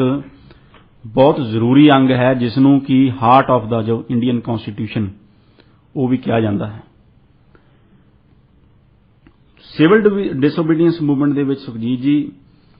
ਜੇ ਅਸੀਂ ਦੇਖੀਏ ਤਾਂ ਸਾਲ 1930 ਦੇ ਵਿੱਚ ਜਦ ਮਹਾਤਮਾ ਗਾਂਧੀ ਡਾਂਡੀ ਮਾਰਚ ਸ਼ੁਰੂ ਕਰਦੇ ਹਨ, ਜੋ ਇੱਕ ਬਹੁਤ ਹੀ ਕਾਲਾ ਕਾਨੂੰਨ ਅੰਗਰੇਜ਼ ਸ਼ਾਸਕਾਂ ਵੱਲੋਂ ਜੋ ਪਾਸ ਕੀਤਾ ਗਿਆ ਸੀ, ਜਿਸ ਦੇ ਉੱਤੇ ਕਿ ਨੂਣ ਦੇ ਉੱਤੇ ਟੈਕਸ ਲਾਇਆ ਗਿਆ ਸੀ, ਜੋ ਕਿ ਇੱਕ ਬੁਨਿਆਦੀ ਜ਼ਰੂਰਤ ਹੈ ਹਰੇਕ ਇਨਸਾਨ ਦੀ। ਸੋ ਮਹਾਤਮਾ ਗਾਂਧੀ ਨੇ ਤੇ ਕਾਂਗਰਸ ਪਾਰਟੀ ਨੇ ਉਸ ਟਾਈਮ ਸਿਵਲ ਡਿਸਓਬੀਡੀਐਂਸ ਦੀ ਗੱਲ ਕੀਤੀ। ਸਿਵਲ ਡਿਸਓਬੀਡੀਐਂਸ ਦਾ ਮਤਲਬ ਹੁੰਦਾ ਹੈ ਸੁਖਜੀਤ ਜੀ, ਜੇ ਕੋਈ ਕਾਨੂੰਨ ਅਨਜਸਟ ਹੈ, ਜੇ ਕੋਈ ਕਾਨੂੰਨ ਕਾਲਾ ਹੈ, ਜੇ ਕੋਈ ਕਾਨੂੰਨ ਅਨਿਆਈ ਹੈ, ਉਹ ਲੋਕਾਂ ਦੇ ਨਾਲ ਇਨਸਾਫ ਨਹੀਂ ਕਰਦਾ, ਤਾਂ ਸਿਵਲ ਡਿਸਓਬੀਡੀਐਂਸ ਦੀ ਜੋ ਡਾਕਟਰੀਨ ਹੈ ਉਸ ਦੇ ਤਹਿਤ ਮਹਾਤਮਾ ਗਾਂਧੀ ਕਹਿੰਦੇ ਨੇ ਕਿ ਜੋ ਨਾਗਰਿਕ ਨੇ ਉਹਨਾਂ ਕੋਲੇ ਹੱਕ ਹੈ ਉਸ ਕਾਨੂੰਨ ਨੂੰ ਤੋੜਨ ਦਾ, ਉਸ ਕਾਨੂੰਨ ਦੇ ਖਿਲਾਫ ਆਵਾਜ਼ ਉਠਾਉਣ ਦਾ ਤੇ ਉਸ ਕਾਨੂੰਨ ਨੂੰ ਤੋੜਨ ਦਾ, ਉਸ ਕਾਨੂੰਨ ਨੂੰ ਸ਼ਾਂਤਮਈ ਢੰਗ ਨਾਲ ਉਸ ਕਾਨੂੰਨ ਨੂੰ ਫਾਲੋ ਨਾ ਕਰਨ ਦਾ ਅਤੇ ਆਪਣਾ ਜੋ ਸੱਤਿਆਗ੍ਰਹਿ ਉਹ ਚਲਾਉਣ ਦਾ। ਸੋ ਇਸੇ ਦੇ ਤਹਿਤ ਜੋ ਇੱਕ ਕਾਲਾ ਕਾਨੂੰਨ ਬ੍ਰਿਟਿਸ਼ ਸਰਕਾਰ ਨੇ ਪਾਸ ਕੀਤਾ ਸੀ 1930 ਦੇ ਵਿੱਚ, ਸਾਲਟ ਐਕਟ, ਉਸ ਕਾਨੂੰਨ ਨੂੰ ਤੋੜ ਕੇ ਜੋ ਸਿਵਲ ਡਿਸਓਬੀਡੀਐਂਸ ਮੂਵਮੈਂਟ ਹੈ ਉਸ ਦੀ ਸ਼ੁਰੂਆਤ ਹੋਈ, ਜਿਸ ਦੇ ਵਿੱਚ ਕਿ ਡਾਂਡੀ ਮਾਰਚ, ਜੋ ਇੱਕ ਬੜਾ ਇਤਿਹਾਸਕ ਮਾਰਚ ਹੈ, ਜੋ ਸਾਬਰਮਤੀ ਆਸ਼ਰਮ ਤੋਂ ਆਪਣੇ 79 ਆਪਣੇ ਫਾਲੋਅਰਸ ਦੇ ਨਾਲ, ਜਿਨ੍ਹਾਂ ਨੂੰ ਮਹਾਤਮਾ ਗਾਂਧੀ ਸ਼ੁਰੂ ਕਰਦੇ ਨੇ ਤੇ ਉਹਨਾਂ ਨਾਲ ਹਜ਼ਾਰ ਲੋਕ ਜੁੜ ਜਾਂਦੇ ਨੇ ਡਾਂਡੀ ਤੱਕ ਜਾ ਕੇ। ਉਹਨਾਂ ਨੇ ਉੱਥੇ ਨੂਣ ਦੀ ਪੈਦਾਵਾਰ ਕੀਤੀ ਤੇ ਸਾਰੀ ਕਾਂਗਰਸ ਪਾਰਟੀ ਦੇ ਲੀਡਰਾਂ ਨੂੰ ਵੀ ਇਹੀ ਤਾਕੀਦ ਕੀਤੀ ਕਿ ਇਸ ਕਾਨੂੰਨ ਨੂੰ ਜਿੱਥੇ ਉਹਨਾਂ ਦਾ ਜੋ ਹੈ ਆਧਾਰ ਹੈ ਉੱਥੇ ਉਹ ਆਪਣਾ ਇਸ ਕਾਨੂੰਨ ਨੂੰ ਤੋੜਨ ਅਤੇ ਗ੍ਰਿਫਤਾਰੀ ਦੇਣ, ਜੀ ਉਸ ਤੋਂ ਬਾਅਦ ਦੇਣ ਦੀ ਜ਼ਰੂਰਤ ਪੈਂਦੀ ਹੈ। ਸੋ ਇਸੇ ਕਾਲ ਦੇ ਤਹਿਤ 14 ਅਪ੍ਰੈਲ 1930 ਨੂੰ ਪੰਡਿਤ ਜਵਾਹਰ ਲਾਲ ਨਹਿਰੂ ਨੇ ਜੋ ਕਾਲਾ ਕਾਨੂੰਨ ਉਹ ਤੋੜਿਆ, ਸਾਲਟ ਮੈਨੂਫੈਕਚਰ ਕੀਤਾ, ਨੂਣ ਪੈਦਾ ਕੀਤਾ ਅਤੇ 6 ਮਹੀਨੇ ਲਈ ਜੇਲ੍ਹ ਗਏ। ਸੋ ਇਸ ਜੇਲ੍ਹ ਯਾਤਰਾ ਨੇ ਸੁਖਜੀਤ ਜੀ ਪੰਡਿਤ ਜਵਾਹਰ ਲਾਲ ਨਹਿਰੂ ਨੂੰ ਮਹਾਤਮਾ ਗਾਂਧੀ ਦੇ ਹੋਰ ਵੀ ਨਜ਼ਦੀਕ ਕਰ ਦਿੱਤਾ, ਜਿਸ ਦੇ ਤਹਿਤ ਕਿ ਅਸੀਂ ਅੱਗੇ ਚੱਲ ਕੇ ਦੇਖਾਂਗੇ ਕਿ ਸਾਲ 1942 ਦੇ ਵਿੱਚ ਸਾਲ 1942 ਦੇ ਵਿੱਚ ਮਹਾਤਮਾ ਗਾਂਧੀ ਨੇ ਪੰਡਿਤ ਜਵਾਹਰ ਲਾਲ ਨਹਿਰੂ ਨੂੰ ਆਪਣਾ ਪੋਲੀਟੀਕਲ ਸਕਸੈਸਰ ਐਲਾਨ ਕੀਤਾ ਅਤੇ ਪੰਡਿਤ ਜਵਾਹਰ ਲਾਲ ਨਹਿਰੂ ਦੇ ਪ੍ਰਧਾਨ ਮੰਤਰੀ ਬਣਨ ਦੇ ਵਿੱਚ ਮਹਾਤਮਾ ਗਾਂਧੀ ਨੇ ਬੜਾ ਵੱਡਾ ਰੋਲ ਅਦਾ ਕੀਤਾ। ਸੋ ਇਸ ਤਰ੍ਹਾਂ ਸੁਖਜੀਤ ਜੀ ਸਿਵਲ ਡਿਸਓਬੀਡੀਐਂਸ ਦੇ ਮੂਵਮੈਂਟ ਦੇ ਵਿੱਚ ਵੀ ਪੰਡਿਤ ਜਵਾਹਰ ਲਾਲ ਨਹਿਰੂ ਜੇਲ੍ਹ ਗਏ ਅਤੇ ਬਾਅਦ ਦੇ ਵਿੱਚ 1942 ਦੇ ਵਿੱਚ ਮਹਾਤਮਾ ਗਾਂਧੀ ਨੇ ਉਹਨਾਂ ਨੂੰ ਆਪਣਾ ਪੋਲੀਟੀਕਲ ਸਕਸੈਸਰ ਜਾਣੀ ਕਿ ਆਪਣਾ ਜਾਨਸ਼ੀਨ ਨਿਯੁਕਤ ਕਰਤਾ, ਉਹ ਮੁਕਰਰ ਕਰ ਦਿੱਤਾ ਅਤੇ ਉਹਨਾਂ ਦਾ ਅੱਗੇ ਪ੍ਰਧਾਨ ਮੰਤਰੀ ਬਣਨ ਦਾ ਰਸਤਾ ਉੱਥੋਂ ਸਾਫ਼ ਹੋਇਆ। ਸੋ ਉਸ ਦਾ ਜੋ ਮੁੱਢ ਹੈ ਉਹ ਇੱਥੇ ਬੰਨ੍ਹਿਆ ਗਿਆ, ਜੋ 1930-31 ਦੇ ਜੋ ਸਿਵਲ ਡਿਸਓਬੀਡੀਐਂਸ ਮੂਵਮੈਂਟ ਦੇ ਵਿੱਚ ਉਹ ਮਹਾਤਮਾ ਗਾਂਧੀ ਦੇ ਕਾਫੀ ਉਹ ਨਜ਼ਦੀਕਲੇ ਸਾਥੀ ਬਣ ਚੁੱਕੇ ਸਨ। ਸਿਵਲ ਡਿਸਓਬੀਡੀਐਂਸ ਮੂਵਮੈਂਟ ਦੇ ਵਿੱਚ ਸੁਖਜੀਤ ਜੀ ਇਹ ਸਾਰਾ ਰੋਲ ਅਦਾ ਕਰਨ ਤੋਂ ਬਾਅਦ ਸਾਲ 1936 ਦੇ ਵਿੱਚ ਇੱਕ ਵਾਰ ਫਿਰ ਕਾਂਗਰਸ ਪ੍ਰਧਾਨ ਜਵਾਹਰ ਲਾਲ ਨਹਿਰੂ ਬਣਦੇ ਨੇ। ਸੋ 1936 ਆਉਂਦਿਆਂ ਜੋ ਇੱਕ ਕਾਂਗਰਸ ਦੇ ਵਿੱਚ ਜੋ ਸਮਾਜਵਾਦੀ ਜੋ ਲੈਫਟ ਲੀਨਿੰਗ ਜੋ ਗਰੁੱਪ ਸੀ ਉਹ ਬੜਾ ਹੀ ਹਾਵੀ ਹੋ ਚੁੱਕਿਆ ਸੀ, ਜਿਸ ਦੇ ਵਿੱਚ ਕਿ ਪੰਡਿਤ ਜਵਾਹਰ ਲਾਲ ਨਹਿਰੂ ਖੁਦ, ਨੇਤਾ ਜੀ ਸੁਭਾਸ਼ ਚੰਦਰ ਬੋਸ ਤੇ ਕੁਝ ਹੋਰ ਆਗੂ ਸਨ ਤੇ 36 ਦੇ ਵਿੱਚ ਜੋ ਉਸੇ ਗਰੁੱਪ ਦਾ ਇੱਕ ਦਬਦਬਾ ਸੀ, ਜਿਸ ਦੇ ਚੱਲਦੇ ਹੋਏ ਕਿ ਪੰਡਿਤ ਜਵਾਹਰ ਲਾਲ ਨਹਿਰੂ ਪ੍ਰਧਾਨ ਬਣਦੇ ਨੇ। ਉਸ ਤੋਂ ਬਾਅਦ ਜੋ ਨੇਤਾ ਜੀ ਸੁਭਾਸ਼ ਚੰਦਰ ਬੋਸ ਵੀ ਕਾਂਗਰਸ ਦੀ ਪ੍ਰਧਾਨਗੀ ਕਰਦੇ ਨੇ। ਸੋ ਇਸ ਵਕਤ 1936 ਦੇ ਵਿੱਚ ਕਾਂਗਰਸ ਪ੍ਰਧਾਨ ਬਣਨ ਤੋਂ ਬਾਅਦ ਜੋ ਇੱਕ ਬੜੀ ਜ਼ਰੂਰੀ ਘਟਨਾ ਭਾਰਤ ਦੇ ਇਤਿਹਾਸ ਦੇ ਲਹਿਜੇ ਨਾਲ ਵਾਪਰੀ ਉਹ ਸੀ 1937 ਦੇ ਪ੍ਰੋਵਿੰਸ਼ੀਅਲ ਇਲੈਕਸ਼ਨ। 1937 ਦੇ ਵਿੱਚ ਜੋ ਪ੍ਰੋਵਿੰਸ਼ੀਅਲ ਇਲੈਕਸ਼ਨ ਹੋਏ, ਸੂਬਾਈ ਇਲੈਕਸ਼ਨ ਹੋਏ, ਉਸ ਦੇ ਵਿੱਚ ਜੋ ਕਾਂਗਰਸ ਪਾਰਟੀ ਨੇ ਬੜੀ ਵੱਡੀ ਜਿੱਤ ਹਾਸਲ ਕੀਤੀ ਅਤੇ ਯੂਨਾਈਟਿਡ ਪ੍ਰੋਵਿੰਸ ਉੱਤਰ ਪ੍ਰਦੇਸ਼ ਦੇ ਵਿੱਚ ਵੀ ਉਹਨਾਂ ਨੇ ਇੱਕ ਬੜੀ ਜਿੱਤ ਹਾਸਲ ਕੀਤੀ ਅਤੇ ਮੁਸਲਿਮ ਲੀਗ, ਜਿਸ ਦਾ ਕਿ ਓਰੀਜਨ ਉੱਤਰ ਪ੍ਰਦੇਸ਼, ਮੱਧ ਪ੍ਰਦੇਸ਼, ਜਿਸ ਨੂੰ ਕਿ ਸੈਂਟਰਲ ਪ੍ਰੋਵਿੰਸ ਸੀਪੀ ਕਿਹਾ ਜਾਂਦਾ ਸੀ ਪਹਿਲਾਂ, ਅਤੇ ਬੰਗਾਲ, ਇਸ ਦੇ ਵਿੱਚ ਹੀ ਉਹਨਾਂ ਦਾ ਜੋ ਬੇਸ ਸੀ ਜਾਂ ਉਹਨਾਂ ਦਾ ਵਜੂਦ ਸੀ ਉਹ ਮੰਨਿਆ ਜਾਂਦਾ ਸੀ। ਸੋ ਪਰ 1937 ਦੀ ਪ੍ਰੋਵਿੰਸ਼ੀਅਲ ਇਲੈਕਸ਼ਨ ਦੇ ਵਿੱਚ ਕਾਂਗਰਸ ਦਾ ਯੂਪੀ ਦੇ ਵਿੱਚ ਜਿੱਤ ਜਾਣਾ ਅਤੇ ਮੁਸਲਿਮ ਲੀਗ ਦਾ ਹਾਰ ਜਾਣਾ ਇਹ ਬੜੀ ਵੱਡੀ ਡਿਵੈਲਪਮੈਂਟ ਸੀ। ਇਸ ਹਾਰ ਤੋਂ ਬਾਅਦ ਸੁਖਜੀਤ ਜੀ ਮੁਸਲਿਮ ਲੀਗ ਨੇ ਕੁਝ ਅਜਿਹੇ ਆਪਣੇ ਪੱਖ ਜਾਂ ਇਹੋ ਜਿਹੇ ਪ੍ਰਸਤਾਵ ਕਾਂਗਰਸ ਪਾਰਟੀ ਦੇ ਅੱਗੇ ਰੱਖੇ ਕਿ ਤੁਸੀਂ ਸਾਨੂੰ ਸਰਕਾਰ ਦੇ ਵਿੱਚ ਐਡਜਸਟ ਕਰ ਲਵੋ,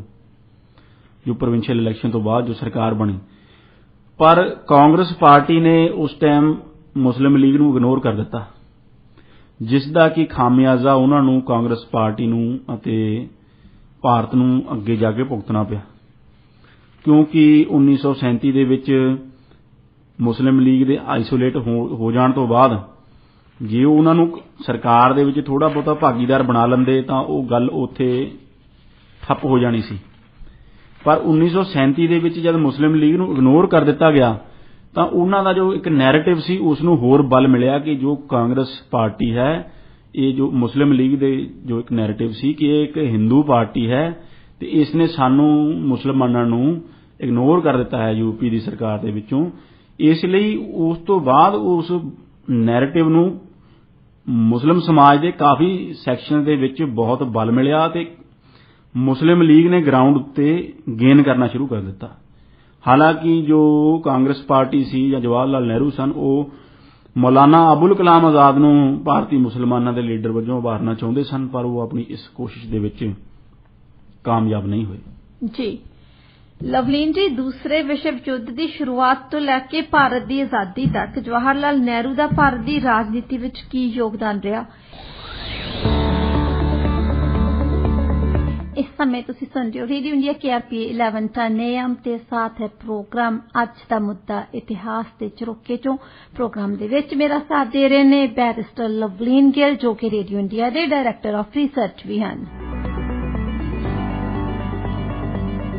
आज के प्रोग्राम दे विच असीं गलबात कर रहे हैं पंडित जवाहर लाल नेहरू दे जीवन बारे। लवलीन जी, सिविल डिसओबीडियंस बारे तां मूवमेंट बारे असीं विस्तार दे विच गलबात कीती सी ब्रेक तो पहलां ਤੇ ਦੂਸਰੇ ਵਿਸ਼ਵ ਯੁੱਧ ਦੀ ਸ਼ੁਰੂਆਤ ਤੋਂ ਲੈ ਕੇ ਭਾਰਤ ਦੀ ਆਜ਼ਾਦੀ ਤੱਕ ਜਵਾਹਰ ਲਾਲ ਨਹਿਰੂ ਦਾ ਭਾਰਤ ਦੀ ਸਿਆਸਤ ਦੇ ਵਿੱਚ ਕੀ ਯੋਗਦਾਨ ਰਿਹਾ? ਸੁਖਜੀਤ ਜੀ, ਦੂਸਰਾ ਵਿਸ਼ਵ ਯੁੱਧ ਦੇ ਸ਼ੁਰੂਆਤ ਹੋਣ ਨਾਲ ਜ਼ਾਹਿਰ ਹੈ ਕਿ ਜੋ ਇੱਕ ਨਹਿਰੂ ਦਾ ਇੱਕ ਵਰਲਡ ਵਿਊ ਸੀ, ਜੋ ਨਹਿਰੂ ਦੀ ਇੱਕ ਸੋਚ ਸੀ, ਦੂਸਰੇ ਵਿਸ਼ਵ ਯੁੱਧ ਦੇ ਵਿੱਚ ਜੋ ਨਹਿਰੂ ਦੀ ਜੋ ਹਮਦਰਦੀ ਸੀ ਜਾਂ ਸਿੰਪਥੀ ਸੀ, ਉਹ ਜੋ ਡੈਮੋਕ੍ਰੈਟਿਕ ਮੁਲਕ ਸਨ, ਜੋ ਵੈਸਟਰਨ ਡੈਮੋਕ੍ਰੈਟਿਕ ਮੁਲਕ ਜੋ ਇੰਗਲੈਂਡ, ਫਰਾਂਸ, ਉਹਨਾਂ ਦੇ ਨਾਲ ਸੀ। ਪਰ ਉਹ ਪਹਿਲੇ ਵਿਸ਼ਵ ਯੁੱਧ ਦੇ ਵਿੱਚ ਤਾਂ ਜੋ ਭਾਰਤੀਆਂ ਨੇ ਜੋ ਇੱਕ ਵੱਧ ਚੜ ਕੇ ਵਿਸ਼ਵ ਯੁੱਧ ਦੇ ਵਿੱਚ ਜੋ ਵਾਰ ਐਫਰਟ ਦੇ ਵਿੱਚ ਆਪਣਾ ਹਿੱਸਾ ਲਿਆ ਸੀ ਤੇ ਉਹਨਾਂ ਦਾ ਇੱਕ ਜੋ ਅੰਗਰੇਜ਼ਾਂ ਨੇ ਕੁਝ ਉਹਨਾਂ ਦੇ ਨਾਲ ਵਾਅਦੇ ਵੀ ਕੀਤੇ ਸਨ ਕਿ ਵਿਸ਼ਵ ਯੁੱਧ ਖਤਮ ਹੋਣ ਤੋਂ ਬਾਅਦ ਭਾਰਤੀਆਂ ਨੂੰ ਤੇ ਭਾਰਤ ਨੂੰ ਰਿਆਇਤਾਂ ਦਿੱਤੀਆਂ ਜਾਣਗੀਆਂ। ਪਰ ਉਹ ਵਿਸ਼ਵ ਯੁੱਧ ਖਤਮ ਹੋਣ ਤੋਂ ਬਾਅਦ, ਪਹਿਲਾ ਵਿਸ਼ਵ ਯੁੱਧ ਖਤਮ ਹੋਣ ਤੋਂ ਬਾਅਦ ਭਾਰਤੀਆਂ ਦੇ ਪੱਲੇ ਨਿਰਾਸ਼ਾ ਹੀ ਪਈ। ਸਗੋਂ 1919 ਦੇ ਵਿੱਚ ਜੋ ਰੋਲਟ ਐਕਟ ਪੰਜਾਬ ਦੇ ਵਿੱਚ ਲਗਾ ਦਿੱਤਾ ਗਿਆ। ਹਾਲਾਂਕਿ ਜਿਸ ਤਰ੍ਹਾਂ ਪੰਜਾਬੀਆਂ ਨੇ ਇੱਕ ਬਹੁਤ ਵੱਡਾ ਯੋਗਦਾਨ ਜੋ ਪਹਿਲੇ ਵਿਸ਼ਵ ਯੁੱਧ ਦੇ ਵਿੱਚ ਪਾਇਆ ਸੀ, ਜਿਸ ਤੇ ਕਿ ਰੇਡੀਓ ਇੰਡੀਆ ਦੇ ਉੱਤੇ ਬੜਾ ਹੀ ਵਿਸਤਾਰ ਪ੍ਰੋਗਰਾਮ ਵੀ ਚਲਾਇਆ ਗਿਆ ਹੈ ਜੀ। ਸੋ ਉਸ ਵਕਤ ਦਾ ਜੋ ਇੱਕ ਐਕਸਪੀਰੀਅੰਸ ਸੀ ਕਾਂਗਰਸ ਲੀਡਰਸ਼ਿਪ ਦਾ ਜਾਂ ਭਾਰਤੀ ਲੋਕਾਂ ਦਾ, ਕਿਉਂਕਿ ਐਡਾ ਵੱਡਾ ਵਿਸ਼ਵ ਯੁੱਧ ਦੇ ਵਿੱਚ, ਪਹਿਲੇ ਵਿਸ਼ਵ ਯੁੱਧ ਦੇ ਵਿੱਚ ਯੋਗਦਾਨ ਪਾਉਣ ਤੋਂ ਬਾਅਦ ਵੀ ਭਾਰਤੀਆਂ ਦੇ ਪੱਲੇ ਜੋ ਸਾਮਰਾਜਵਾਦੀ ਹਕੂਮਤ ਦੇ ਵੱਲੋਂ ਕੁਝ ਵੀ ਉਹਨਾਂ ਦੇ ਪੱਲੇ ਨਹੀਂ ਪਾਇਆ ਗਿਆ। ਸਗੋਂ ਕੋਈ ਪੁੱਠਾ ਉਹਨਾਂ ਦੇ ਉੱਤੇ ਜੋ ਰੋਲਟ ਐਕਟ ਲਗਾਏ ਗਏ, ਜਲਿਆਂਵਾਲਾ ਬਾਗ ਦਾ ਜੋ ਸਾਕਾ, ਖੂਨੀ ਸਾਕਾ ਉੱਥੇ ਅੰਜਾਮ ਦਿੱਤਾ ਗਿਆ ਤੇ ਇਸ ਤਰ੍ਹਾਂ ਦਾ ਇਨਾਮ ਜੋ ਅੰਗਰੇਜ਼ ਹਕੂਮਤ ਵੱਲੋਂ ਭਾਰਤੀਆਂ ਨੂੰ ਦਿੱਤਾ ਗਿਆ। ਦੂਸਰੇ ਵਿਸ਼ਵ ਯੁੱਧ ਦੇ ਸ਼ੁਰੂਆਤ ਹੋਣ ਦੇ ਵਿੱਚ ਵੀ ਜੋ ਉਹਨਾਂ ਦੀ ਹਾਲਾਂਕਿ ਸਿੰਪਥੀ ਸੀ ਡੈਮੋਕ੍ਰੈਟਿਕ ਮੁਲਕਾਂ ਦੇ ਵੱਲ, ਪਰ ਪੰਡਿਤ ਨਹਿਰੂ ਅਤੇ ਕਾਂਗਰਸ ਚਾਹੁੰਦੇ ਸਨ ਕਿ ਭਾਰਤ ਇੱਕ ਆਜ਼ਾਦ ਮੁਲਕ ਦੇ ਰੂਪ ਵਿੱਚ ਇਸ ਜੰਗ ਦੇ ਵਿੱਚ ਹਿੱਸਾ ਲਵੇ। ਭਾਰਤ ਡੈਮੋਕ੍ਰੇਸੀਆਂ ਜੋ ਡੈਮੋਕ੍ਰੈਟਿਕ ਮੁਲਕ ਨੇ ਉਹਨਾਂ ਦਾ ਸਾਥ ਦੇਣ ਨੂੰ ਤਿਆਰ ਹੈ, ਪਰ ਜੋ ਅੰਗਰੇਜ਼ ਸ਼ਾਸਕਾਂ ਨੂੰ ਚਾਹੀਦਾ ਹੈ ਕਿ ਭਾਰਤ ਨੂੰ ਆਜ਼ਾਦੀ ਦੇਣ ਤੇ ਭਾਰਤ ਇੱਕ ਆਜ਼ਾਦ ਮੁਲਕ ਦੇ ਵਜੋਂ ਇਸ ਜੰਗ ਦੇ ਵਿੱਚ ਹਿੱਸਾ ਲਵੇ। ਜ਼ਾਹਿਰ ਹੈ ਕਿ ਇਸ ਮੰਗ ਨੂੰ ਅੰਗਰੇਜ਼ ਹਕੂਮਤ ਨੇ ਨਹੀਂ ਮੰਨਿਆ, ਪਰ ਅੰਗਰੇਜ਼ ਹਕੂਮਤ ਦੇ ਵਿੱਚ ਉੱਤੇ ਜਿਸ ਤਰ੍ਹਾਂ ਪ੍ਰੈਸ਼ਰ ਵੱਧਦਾ ਗਿਆ ਦੂਸਰੀ ਸੰਸਾਰ ਯੁੱਧ ਦੇ ਵਿੱਚ 1940 ਆਉਂਦਿਆਂ ਜੇ ਤੁਸੀਂ ਉਧਰ ਵਰਲਡ ਹਿਸਟਰੀ ਵੱਲ ਝਾਤ ਮਾਰੋ ਜਾਂ ਦੂਸਰੇ ਸੰਸਾਰ ਯੁੱਧ ਦੀ ਜੋ ਹਿਸਟਰੀ ਵੱਲ ਝਾਤ ਮਾਰੋ ਤਾਂ ਉਹ ਜੋ ਡੈਮੋਕ੍ਰੈਟਿਕ ਤਾਕਤਾਂ ਸਨ ਜੋ ਇੰਗਲੈਂਡ ਫਰਾਂਸ ਬੜੇ ਬੈਕਫੁੱਟ ਤੇ ਸਨ ਤੇ ਉਹਨਾਂ ਨੇ ਕੁਝ ਨਾ ਕੁਝ ਕੰਸੈਸ਼ਨ ਦੇਣੇ ਸ਼ੁਰੂ ਕੀਤੇ ਭਾਰਤੀ ਲੋਕਾਂ ਨੂੰ ਭਾਰਤੀ ਲੋਕਾਂ ਦੀ ਸਪੋਰਟ ਹੋਰ ਜਿੱਤਣ ਦੇ ਵਾਸਤੇ ਇਸ ਜੰਗ ਦੇ ਵਿੱਚ ਕਿਉਂਕਿ ਹਿਟਲਰ ਦਾ ਬਹੁਤ 1940 ਤੱਕ ਉਸ ਦਾ ਬਹੁਤ ਪ੍ਰੈਸ਼ਰ ਬਣ ਚੁੱਕਿਆ ਸੀ ਪੱਛਮੀ ਮੁਲਕਾਂ ਦੇ ਉੱਤੇ 1940 ਦੇ ਵਿੱਚ ਜੋ ਡੋਮੀਨੀਅਨ ਸਟੇਟਸ ਦੀ ਇੱਕ ਮੰਗ ਸੀ ਉਸ ਨੂੰ ਇੱਕ ਅੰਗਰੇਜ਼ ਹਕੂਮਤ ਨੇ ਆਪਣਾ ਇੱਕ ਡਿਕਲੇਅਰ ਆਬਜੈਕਟਿਵ ਬਣਾ ਦਿੱਤਾ ਗਿਆ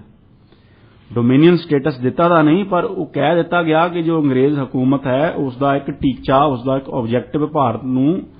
ਡੋਮੀਨੀਅਨ ਸਟੇਟਸ ਦੇਣਾ ਹੈ ਪਰ ਜੋ ਇੰਡੀਅਨ ਨੈਸ਼ਨਲ ਕਾਂਗਰਸ ਸੀ ਤੇ ਪੰਡਿਤ ਜਵਾਹਰ ਲਾਲ ਨਹਿਰੂ ਤੇ ਹੋਰ ਨੇਤਾ ਉਹ ਇੰਡੀਪੈਂਡੈਂਸ ਦੀ ਆਜ਼ਾਦੀ ਦੀ ਮੰਗ ਉੱਤੇ ਅੜੇ ਹੋਏ ਸਨ ਜਿਸ ਤਰ੍ਹਾਂ ਕਿ ਇਸੇ ਜੋ ਅੰਗਰੇਜ਼ ਹਕੂਮਤ ਦੀ ਇਹੀ ਪਾਲਿਸੀ ਸੀ ਭਾਰਤੀਆਂ ਦੀ ਹੋਰ ਮਦਦ ਉਹਨਾਂ ਦੀ ਹੋਰ ਸਪੋਰਟ ਜਿੱਤਣ ਵਾਸਤੇ ਜੋ ਕ੍ਰਿਪਸ ਮਿਸ਼ਨ ਹੈ ਉਸ ਨੂੰ ਵੀ ਭਾਰਤ ਭੇਜਿਆ ਗਿਆ ਪਰ ਉਸ ਦੇ ਵਿੱਚ ਵੀ ਜੋ ਕਿ ਪੂਰਨ ਆਜ਼ਾਦੀ ਦੀ ਇੱਕ ਡੋਮੀਨੀਅਨ ਸਟੇਟਸ ਦੀ ਗੱਲ ਸੀ ਜਿਸ ਲਈ ਉਸ ਨੂੰ ਇੰਡੀਅਨ ਨੈਸ਼ਨਲ ਕਾਂਗਰਸ ਨੇ ਕ੍ਰਿਪਸ ਮਿਸ਼ਨ ਨੂੰ ਰਿਜੈਕਟ ਕਰ ਦਿੱਤਾ ਅਤੇ ਕ੍ਰਿਪਸ ਮਿਸ਼ਨ ਫੇਲ ਹੋ ਗਿਆ ਕ੍ਰਿਪਸ ਮਿਸ਼ਨ ਦੇ ਫੇਲ ਹੋਣ ਤੋਂ ਬਾਅਦ ਸੁਖਜੀਤ ਜੀ 1942 ਦੇ ਵਿੱਚ ਕੁਇਟ ਇੰਡੀਆ ਮੂਵਮੈਂਟ ਸ਼ੁਰੂ ਹੋਈ ਜੋ ਇੱਕ ਭਾਰਤ ਦੀ ਆਜ਼ਾਦੀ ਦੀ ਲਹਿਰ ਦੇ ਵਿੱਚ ਆਖਰੀ ਇੱਕ ਮਾਸ ਮੂਵਮੈਂਟ ਜੋ ਸੀ 1942 ਦੇ ਵਿੱਚ ਇੱਕ ਵਾਰ ਫਿਰ ਮਹਾਤਮਾ ਗਾਂਧੀ ਦੀ ਲੀਡਰਸ਼ਿਪ ਦੇ ਅੰਡਰ ਇਸ ਸੰਘਰਸ਼ ਨੂੰ ਲੜਿਆ ਗਿਆ ਤੇ ਜਦ ਕਿ ਮਹਾਤਮਾ ਗਾਂਧੀ ਨੇ ਅੰਗਰੇਜ਼ਾਂ ਨੂੰ ਨਾਅਰਾ ਦਿੱਤਾ ਕਰੋ ਜਾਂ ਮਰੋ ਦਾ ਵੀ ਨਾਅਰਾ ਦਿੱਤਾ ਤੇ ਅੰਗਰੇਜ਼ਾਂ ਨੂੰ ਕਿਹਾ ਕਿ ਤੁਸੀਂ ਭਾਰਤ ਛੱਡੋ ਇਮੀਡੀਏਟਲੀ ਇਸ ਮੂਵਮੈਂਟ ਦੇ ਚੱਲਦੇ ਹੋਏ ਸੁਖਜੀਤ ਜੀ ਜੋ ਕਾਂਗਰਸ ਵਰਕਿੰਗ ਕਮੇਟੀ ਸੀ CWC ਜੋ ਅੱਜ ਵੀ ਕਾਂਗਰਸ ਪਾਰਟੀ ਦੀ ਹਾਈਐਸਟ ਡਿਸੀਜਨ ਮੇਕਿੰਗ ਬਾਡੀ ਹੈ ਸੋ ਸਾਰੀ ਕਾਂਗਰਸ ਵਰਕਿੰਗ ਕਮੇਟੀ ਨੂੰ ਅਰੈਸਟ ਕਰਕੇ ਜੇਲ੍ਹਾਂ ਦੇ ਵਿੱਚ ਸੁੱਟ ਦਿੱਤਾ ਗਿਆ ਸੀ 1942 ਦੇ ਵਿੱਚ ਜਿਸ ਦੇ ਤਹਿਤ ਕਿ ਫੇਰ ਇੱਕ ਵਾਰ ਇਸ ਅਰੈਸਟ ਹੋਣ ਤੋਂ ਬਾਅਦ ਪੰਡਿਤ ਜਵਾਹਰ ਲਾਲ ਨਹਿਰੂ ਨੇ ਅਹਿਮਦਨਗਰ ਫੋਰਟ ਦੇ ਵਿੱਚ 1942 ਤੋਂ ਲੈ ਕੇ 1945 ਤੱਕ ਜੇਲ੍ਹ ਕੱਟੀ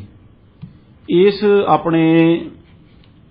ਜੇਲ੍ਹ ਦੇ ਕਾਲ ਦੇ ਦੌਰਾਨ ਉਹਨਾਂ ਨੇ ਇੱਕ ਬੜੀ ਮਹੱਤਵਪੂਰਨ ਕਿਤਾਬ ਲਿਖੀ ਜਿਸ ਦਾ ਨਾਮ ਹੈ ਡਿਸਕਵਰੀ ਆਫ ਇੰਡੀਆ ਜੀ ਜੋ ਕਿ ਭਾਰਤ ਦੇ ਇਤਿਹਾਸ ਦੇ ਉੱਤੇ ਵਨ ਆਫ ਦਾ ਜੋ ਬੈਸਟ ਕਿਤਾਬਾਂ ਜੋ ਮਿਲਦੀਆਂ ਨੇ ਉਹਨਾਂ ਦੇ ਵਿੱਚੋਂ ਇੱਕ ਹੈ ਜੋ ਦੇਖੋ ਕਿ ਇਹ ਗੱਲ ਨੂੰ ਵੀ ਸ਼ੋਅ ਕਰਦਾ ਹੈ ਕਿ ਜੇਲ੍ਹ ਦੇ ਵਿੱਚ ਹਾਲਾਂਕਿ ਉਹਨਾਂ ਕੋਲੇ ਬੜੇ ਸੀਮਤ ਸਾਧਨ ਸਨ ਕੋਈ ਇਸ ਤਰ੍ਹਾਂ ਦੀ ਲਾਇਬ੍ਰੇਰੀ ਜਾਂ ਕੋਈ ਹੋਰ ਉਹਨਾਂ ਕੋਲ ਮੁਹੱਈਆ ਨਹੀਂ ਸੀ ਪਰ ਫਿਰ ਵੀ ਜੇਲ੍ਹ ਦੇ ਵਿੱਚ ਬੈਠਿਆਂ ਹੋਇਆਂ ਉਹਨਾਂ ਨੇ ਇੱਕ ਇੰਨੀ ਉੱਚ ਪੱਧਰ ਦੀ ਜੋ ਕਿਤਾਬ ਲਿਖੀ ਜੋ ਇੱਕ ਦੁਨੀਆ ਦੇ ਵਿੱਚ ਇੱਕ ਕਿਤਾਬ ਉਸ ਦਾ ਮੰਨਿਆ ਜਾਂਦਾ ਹੈ ਉਸ ਨੂੰ ਇੱਕ ਕਲਾਸਿਕ ਕਿਤਾਬ ਮੰਨਿਆ ਜਾਂਦਾ ਹੈ ਭਾਰਤ ਦੇ ਇਤਿਹਾਸ ਦੇ ਉੱਤੇ ਸੋ 1946 ਦੇ ਵਿੱਚ ਸੁਖਜੀਤ ਜੀ ਜਦ ਕੈਬਨਿਟ ਮਿਸ਼ਨ ਪਲਾਨ ਆਪਣੀ ਹੋਂਦ ਦੇ ਵਿੱਚ ਆਇਆ ਜਿਸ ਤਰ੍ਹਾਂ ਕਿ ਅਸੀਂ ਪਹਿਲੇ ਪ੍ਰੋਗਰਾਮਾਂ ਦੇ ਵਿੱਚ ਵੀ ਕੈਬਨਿਟ ਮਿਸ਼ਨ ਪਲਾਨ ਦੀ ਗੱਲ ਕੀਤੀ ਹੈ ਜੀ ਜਿਸ ਦੇ ਅਸੀਂ ਫੈਡਰਲਿਜ਼ਮ ਦੇ ਪ੍ਰੋਗਰਾਮ ਜਦ ਕੀਤੇ ਸਨ ਉਦੋਂ ਵੀ ਕੈਬਨਿਟ ਮਿਸ਼ਨ ਪਲਾਨ ਦੀ ਗੱਲ ਕੀਤੀ ਸੀ ਸੋ ਕੈਬਨਿਟ ਮਿਸ਼ਨ ਪਲਾਨ ਦੇ ਤਹਿਤ ਜੋ ਪ੍ਰੋਵਿੰਸ਼ੀਅਲ ਅਸੈਂਬਲੀ ਸਨ ਉਹਨਾਂ ਦੀ ਇਲੈਕਸ਼ਨ ਕਰਾਈ ਗਈ ਜਿਸ ਦੇ ਵਿੱਚ ਕਿ ਕਾਂਗਰਸ ਪਾਰਟੀ ਨੇ ਇੱਕ ਵਾਰ ਫੇਰ ਜਿੱਤ ਪ੍ਰਾਪਤ ਕੀਤੀ ਅਤੇ ਇੰਟਰਿਮ ਗਵਰਨਮੈਂਟ ਸੀ ਜੋ ਇੱਕ ਉਹ ਭਾਰਤ ਦੇ ਵਿੱਚ 1946 ਦੇ ਵਿੱਚ ਬਣਾਈ ਗਈ ਜਿਸ ਨੂੰ ਕਿ ਪੰਡਿਤ ਜਵਾਹਰ ਲਾਲ ਨਹਿਰੂ ਹੈੱਡ ਕਰ ਰਹੇ ਸਨ ਇਸ ਤਰ੍ਹਾਂ 1946 ਦੀ ਇੰਟਰਿਮ ਗਵਰਨਮੈਂਟ ਦੇ ਵਿੱਚ ਪੰਡਿਤ ਜਵਾਹਰ ਲਾਲ ਨਹਿਰੂ ਪਹਿਲੀ ਵਾਰੀ ਜੋ ਭਾਰਤ ਦੇ ਪ੍ਰਧਾਨ ਮੰਤਰੀ ਬਣੇ ਇਸ ਤਰ੍ਹਾਂ ਤੁਸੀਂ ਦੇਖੋ ਕਿ ਉਹਨਾਂ ਦਾ ਜੋ ਸਾਰਾ ਰਾਜਨੀਤਿਕ ਸਫ਼ਰ ਹੈ ਉਹ ਇੱਕ ਕਾਂਗਰਸ ਡੈਲੀਗੇਟ ਤੋਂ ਸ਼ੁਰੂ ਹੁੰਦਿਆਂ 1912 ਤੋਂ ਬਾਅਦ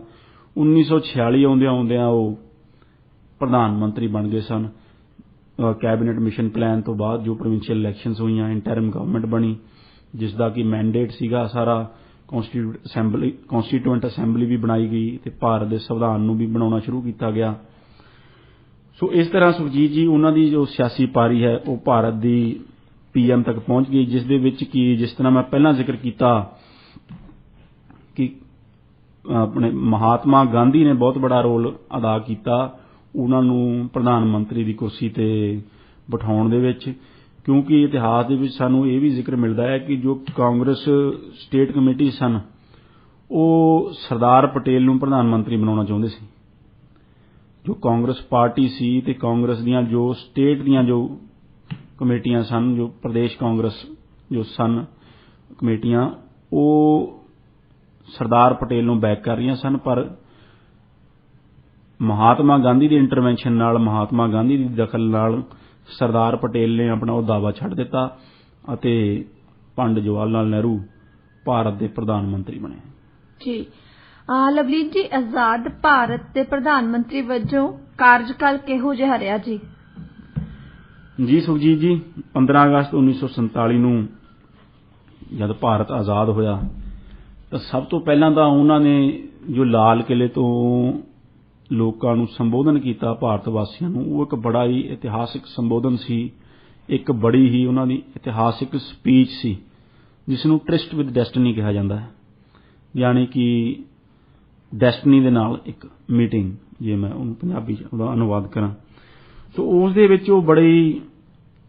ਪ੍ਰਭਾਵਸ਼ਾਲੀ ਇੱਕ ਉਹਨਾਂ ਨੇ ਭਾਸ਼ਣ ਦਿੱਤਾ ਕਿ ਜੋ ਅੱਜ ਤੱਕ ਜਿਸ ਨੂੰ ਭਾਰਤ ਵਾਸੀ ਯਾਦ ਕਰਦੇ ਹਨ, ਜਿਸ ਦੇ ਕਿ ਕੁਝ ਸ਼ਬਦ ਸਨ ਕਿ when at the stroke of midnight the world sleeps, India will awake to life and freedom, ਕਿ ਜਦ 12 ਵਜੇ ਸਟ੍ਰੋਕ ਆਫ ਮਿਡਨਾਈਟ, ਅੱਧੀ ਰਾਤ ਨੂੰ ਜਦ ਦੁਨੀਆ ਸੌਂ ਰਹੀ ਸੀ, ਉਦੋਂ ਜੋ ਭਾਰਤ ਹੈ ਉਹ ਜਾਗਿਆ, ਇੱਕ ਜੋ ਗੁਲਾਮੀ ਦਾ ਜੂੜਾ ਉਸਨੇ ਲਾਇਆ ਤੇ ਆਪਣਾ ਆਜ਼ਾਦ ਜੀਵਨ ਸ਼ੁਰੂ ਕੀਤਾ।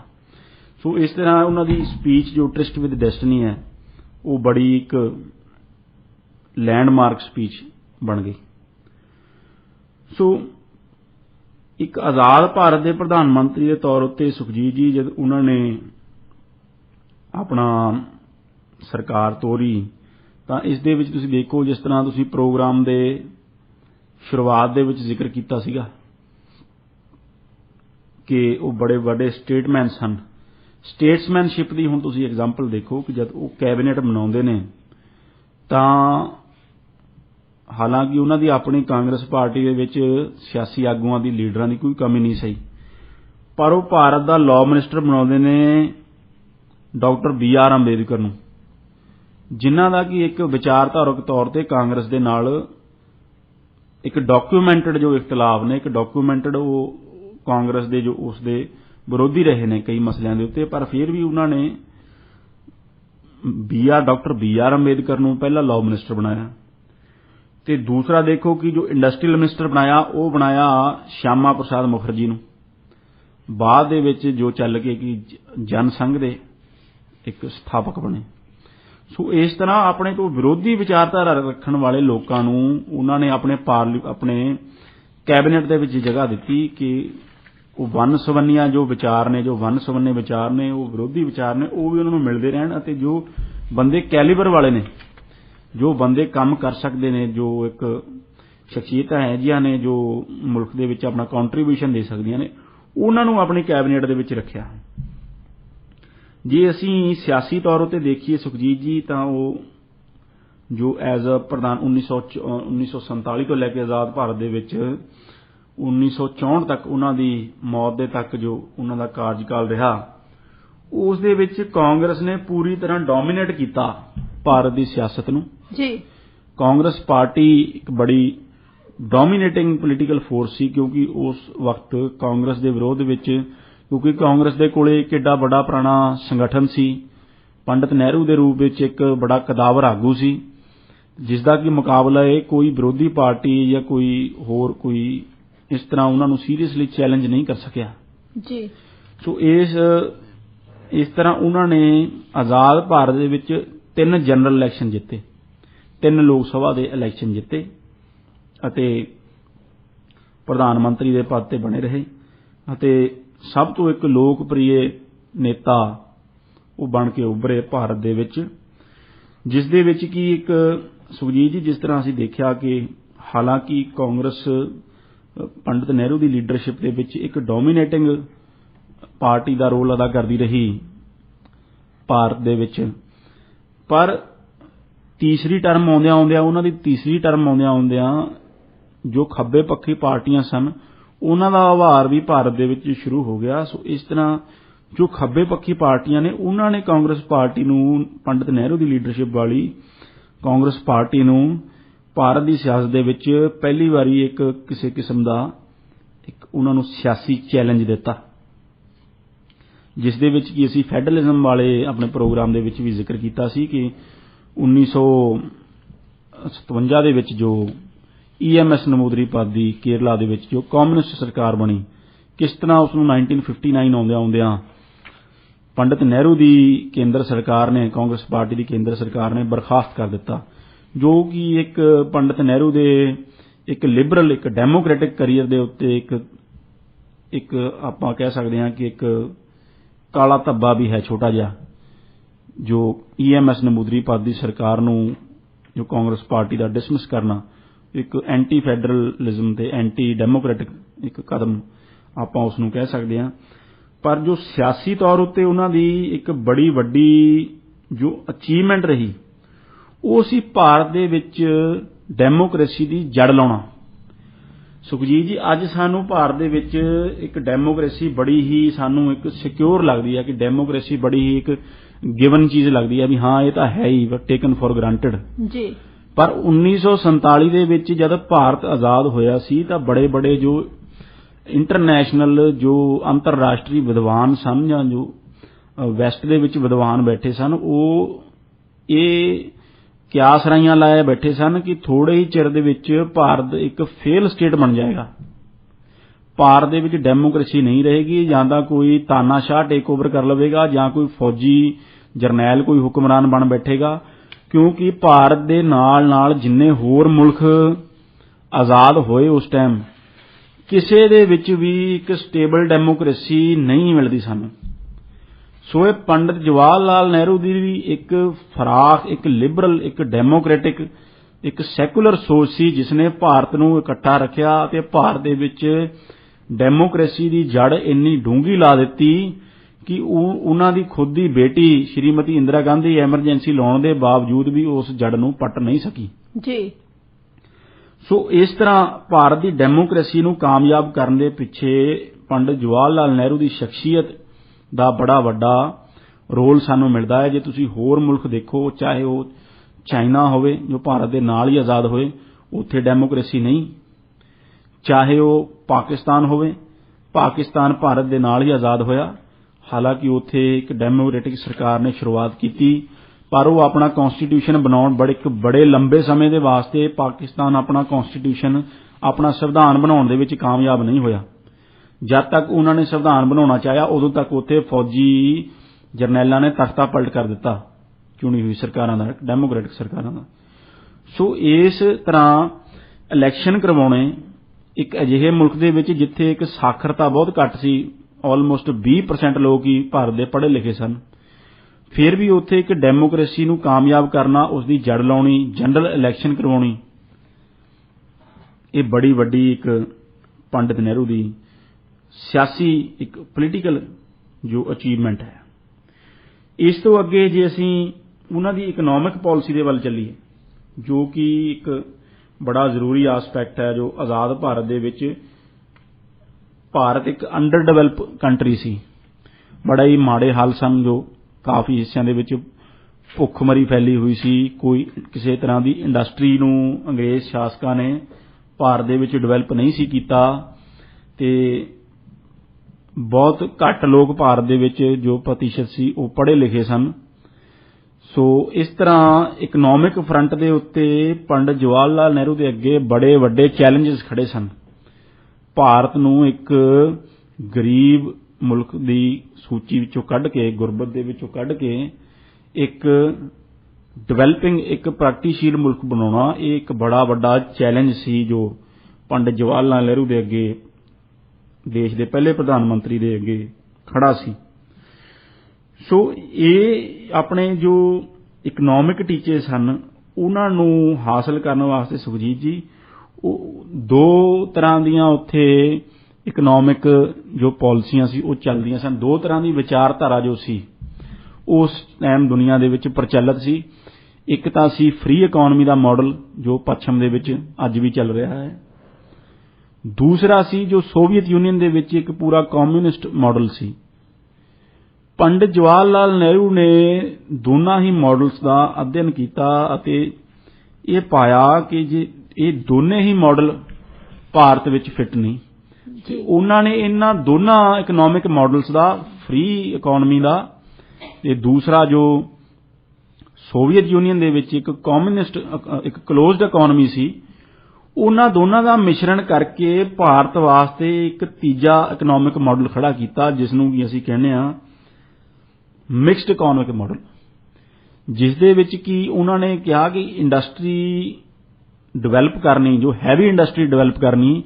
ਉਹ ਭਾਰਤ ਵਾਸਤੇ ਬੜੀ ਜ਼ਰੂਰੀ ਹੈ ਅਤੇ ਭਾਰਤ ਦੇ ਵਿੱਚ ਨਿੱਜੀ ਨਿਵੇਸ਼ ਹਜੇ ਇੰਨਾ ਨਹੀਂ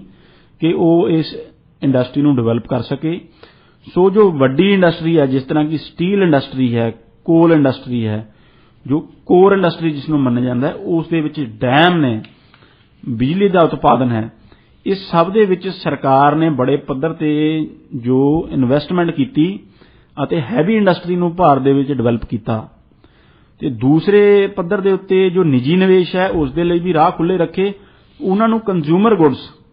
ਜਿਸ ਤਰ੍ਹਾਂ ਕਿ ਛੋਟੀ ਛੋਟੀ ਜੋ ਆਮ ਖਪਤ ਦੀਆਂ ਚੀਜ਼ਾਂ ਨੇ, ਉਸ ਨੂੰ ਮੈਨੂਫੈਕਚਰ, ਉਸ ਨੂੰ ਬਣਾਉਣ ਵਾਸਤੇ ਇੰਡਸਟਰੀ ਲਾਉਣ ਦੀਆਂ ਉਹਨਾਂ ਨੂੰ ਖੁੱਲ੍ਹ ਦਿੱਤੀ। ਅਤੇ ਇਸ ਇਕਨੋਮਿਕ ਮਾਡਲ ਦੇ ਵਿੱਚ ਉਹਨਾਂ ਨੇ 5 ਈਅਰ ਪਲਾਨ ਵੀ ਸ਼ੁਰੂ ਕੀਤੇ। 5 ਈਅਰ ਪਲਾਨ ਸੁਖਜੀਤ ਜੀ, ਜੋ ਕਿ 5 ਈਅਰ ਪਲੈਨਿੰਗ 2014 ਤੱਕ ਜੋ ਆਪਣਾ ਪਲੈਨਿੰਗ ਕਮਿਸ਼ਨ ਸੀ ਉਹ ਕਰਦਾ ਸੀ, ਉਸ ਤੋਂ ਬਾਅਦ ਤਾਂ ਹੁਣ ਨੀਤੀ ਆਯੋਗ ਆ ਚੁੱਕਿਆ ਹੈ, ਪਰ 5 ਈਅਰ ਪਲਾਨਸ ਜੋ 5 ਸਾਲਾਂ ਦਾ ਇਕਨੋਮਿਕ ਪਲਾਨ ਬਣਾਇਆ ਜਾਂਦਾ ਸੀ, ਉਸ ਦੇ ਵਿੱਚ ਸਾਰੇ ਟੀਚੇ ਰੱਖੇ ਜਾਂਦੇ ਸਨ ਕਿ ਇਹਨਾਂ 5 ਸਾਲਾਂ ਦੇ ਵਿੱਚ ਇਕਨੋਮਿਕ ਫਰੰਟ ਦੇ ਉੱਤੇ ਮੁਲਕ ਨੇ ਕੀ ਅਚੀਵ ਕਰਨਾ ਹੈ, ਉਸ ਦੇ ਕੀ ਸੋਮੇ, ਕੀ ਸਾਧਨ ਮੁਲਕ ਦੇ ਕੋਲੇ ਮੁਹੱਈਆ ਹਨ ਤੇ ਕਿਸ ਤਰ੍ਹਾਂ ਉਸ ਨੂੰ ਅਚੀਵ ਕਰਨਾ ਹੈ। ਸੋ 5 ਈਅਰ ਪਲੈਨਿੰਗ ਦਾ ਜੋ ਸ਼ੁਰੂਆਤ ਹੈ ਉਹ ਵੀ ਪੰਡਿਤ ਨਹਿਰੂ ਨੇ ਕੀਤੀ ਆਪਣੇ ਮਿਕਸਡ ਇਕਨੋਮਿਕ ਮਾਡਲ ਦੇ ਤਹਿਤ, ਅਤੇ ਇਸ ਤਰ੍ਹਾਂ ਉਹਨਾਂ ਨੇ ਹੈਵੀ ਇੰਡਸਟਰੀ ਦੇ ਵਿੱਚ ਇਨਵੈਸਟ ਕਰਕੇ ਭਾਰਤ ਦੇ ਇਕਨੋਮਿਕ ਗਰੋਥ ਵਾਸਤੇ, ਭਾਰਤ ਦੀ ਖੁਸ਼ਹਾਲੀ ਵਾਸਤੇ, ਭਾਰਤ ਦੀ ਤਰੱਕੀ ਵਾਸਤੇ ਇੱਕ ਬੜੀ ਸਟਰੋਂਗ ਨੀਂਹ ਰੱਖ ਦਿੱਤੀ। ਤੀਸਰਾ ਜੋ ਉਹਨਾਂ ਦਾ ਬੜਾ ਇੱਕ ਆਸਪੈਕਟ ਜੋ ਪੰਡਿਤ ਨਹਿਰੂ ਦਾ ਦੇਖਣ ਵਾਲਾ ਹੈ ਸੁਖਜੀਤ ਜੀ, ਉਹਨਾਂ ਦਾ ਹੈ ਐਜ਼ ਐਨ ਇੰਸਟੀਟਿਊਸ਼ਨ ਬਿਲਡਰ। ਉਹ ਉਹਨਾਂ ਨੇ ਇੱਕ ਵੱਡੀਆਂ ਵੱਡੀਆਂ ਸੰਸਥਾਵਾਂ ਬਣਾਈਆਂ। ਜੋ ਸਟੇਟ ਹੈ ਸੁਖਜੀਤ ਜੀ, ਉਹ ਸੰਸਥਾਵਾਂ ਦੇ ਸਿਰ ਤੇ ਹੀ ਖੜੀ ਹੁੰਦੀ ਹੈ। ਜੋ ਰਾਜ ਹੈ ਉਹ ਸੰਸਥਾਵਾਂ ਦੇ ਸਿਰ ਤੇ ਖੜਾ ਹੁੰਦਾ ਹੈ। ਰਾਜ ਓਨਾ ਹੀ ਤਕੜਾ ਹੈ ਜਿੰਨੀਆਂ ਕਿ ਉਸ ਦੀਆਂ ਸੰਸਥਾਵਾਂ ਤਕੜੀਆਂ ਨੇ। ਸੋ ਪੰਡਿਤ ਨਹਿਰੂ ਜੋ ਕਿ ਇੱਕ ਬੜੀ ਮਾਡਰਨ, ਸਾਇੰਟੀਫਿਕ ਅਤੇ ਵਿਗਿਆਨਕ ਸੋਚ ਦੇ ਮਾਲਕ ਸਨ, ਉਹਨਾਂ ਨੇ ਇੰਸਟੀਟਿਊਸ਼ਨ ਬਣਾਉਣੇ ਸ਼ੁਰੂ ਕੀਤੇ ਜੋ ਸਾਨੂੰ ਅੱਜ IITs ਤੇ IIMs ਦਿਖ ਰਹੇ ਨੇ। ਵੱਡੇ ਵੱਡੇ ਜੋ ਵਿਦਿਅਕ ਅਦਾਰੇ, ਜੋ ਬੜੇ ਵੱਡੇ ਡੈਮ, ਚਾਹੇ ਉਹ ਭਾਖੜਾ ਨੰਗਲ ਡੈਮ ਹੋਵੇ, ਚਾਹੇ ਉਹ ਹੀਰਾਕੁੰਡ ਡੈਮ ਹੋਵੇ, ਉਹਨਾਂ ਨੂੰ ਪੰਡਿਤ ਨਹਿਰੂ ਨੇ ਟੈਂਪਲਸ ਆਫ ਮਾਡਰਨ ਇੰਡੀਆ ਕਿਹਾ। ਹੁਣ ਤੁਸੀਂ ਦੇਖੋ ਕਿ ਅੱਜ ਅਸੀਂ ਦੇਖਦੇ ਹਾਂ ਕਿ ਬਹੁਤ ਹੱਦ ਤੱਕ ਸਾਡੇ ਲੋਕ ਮੰਦਿਰ ਮਸਜਿਦ ਦੀ ਰਾਜਨੀਤੀ ਦੇ ਵਿੱਚ, ਨਫ਼ਰਤ ਦੀ ਰਾਜਨੀਤੀ ਵਿੱਚ ਉਲਝੇ ਜਾਪਦੇ ਨੇ ਜੀ। ਪਰ ਪੰਡਿਤ ਨਹਿਰੂ ਉਸ ਵੇਲੇ ਕੀ ਕਹਿੰਦੇ ਨੇ? ਉਸ ਵੇਲੇ ਕਹਿੰਦੇ ਨੇ ਕਿ ਜੋ ਇਹ ਡੈਮਸ ਨੇ, these are the temples of modern India, ਇਹ ਆਧੁਨਿਕ ਭਾਰਤ ਦੇ ਮੰਦਿਰ, ਇਹ ਡੈਮ ਨੇ। ਸੋ ਉਹ ਦੂਸਰੇ ਮੰਦਿਰਾਂ ਦਾ ਜ਼ਿਕਰ ਨਹੀਂ ਕਰਦੇ। ਸੋ ਇਸ ਤਰ੍ਹਾਂ ਇੱਕ ਬੜੀ ਵਿਗਿਆਨਕ ਸੋਚ ਦੇ, ਬੜੀ ਮਾਡਰਨ ਸੋਚ ਦੇ, ਬੜੀ ਅਗਾਂਹ ਵਧੂ ਸੋਚ ਦੇ ਪੰਡਿਤ ਜਵਾਹਰ ਲਾਲ ਨਹਿਰੂ ਮਾਲਕ ਸਨ, ਤੇ ਜਿਨ੍ਹਾਂ ਨੇ ਮੁਲਕ ਨੂੰ ਇਸ ਤਰ੍ਹਾਂ ਅੱਗੇ ਤੋਰਿਆ।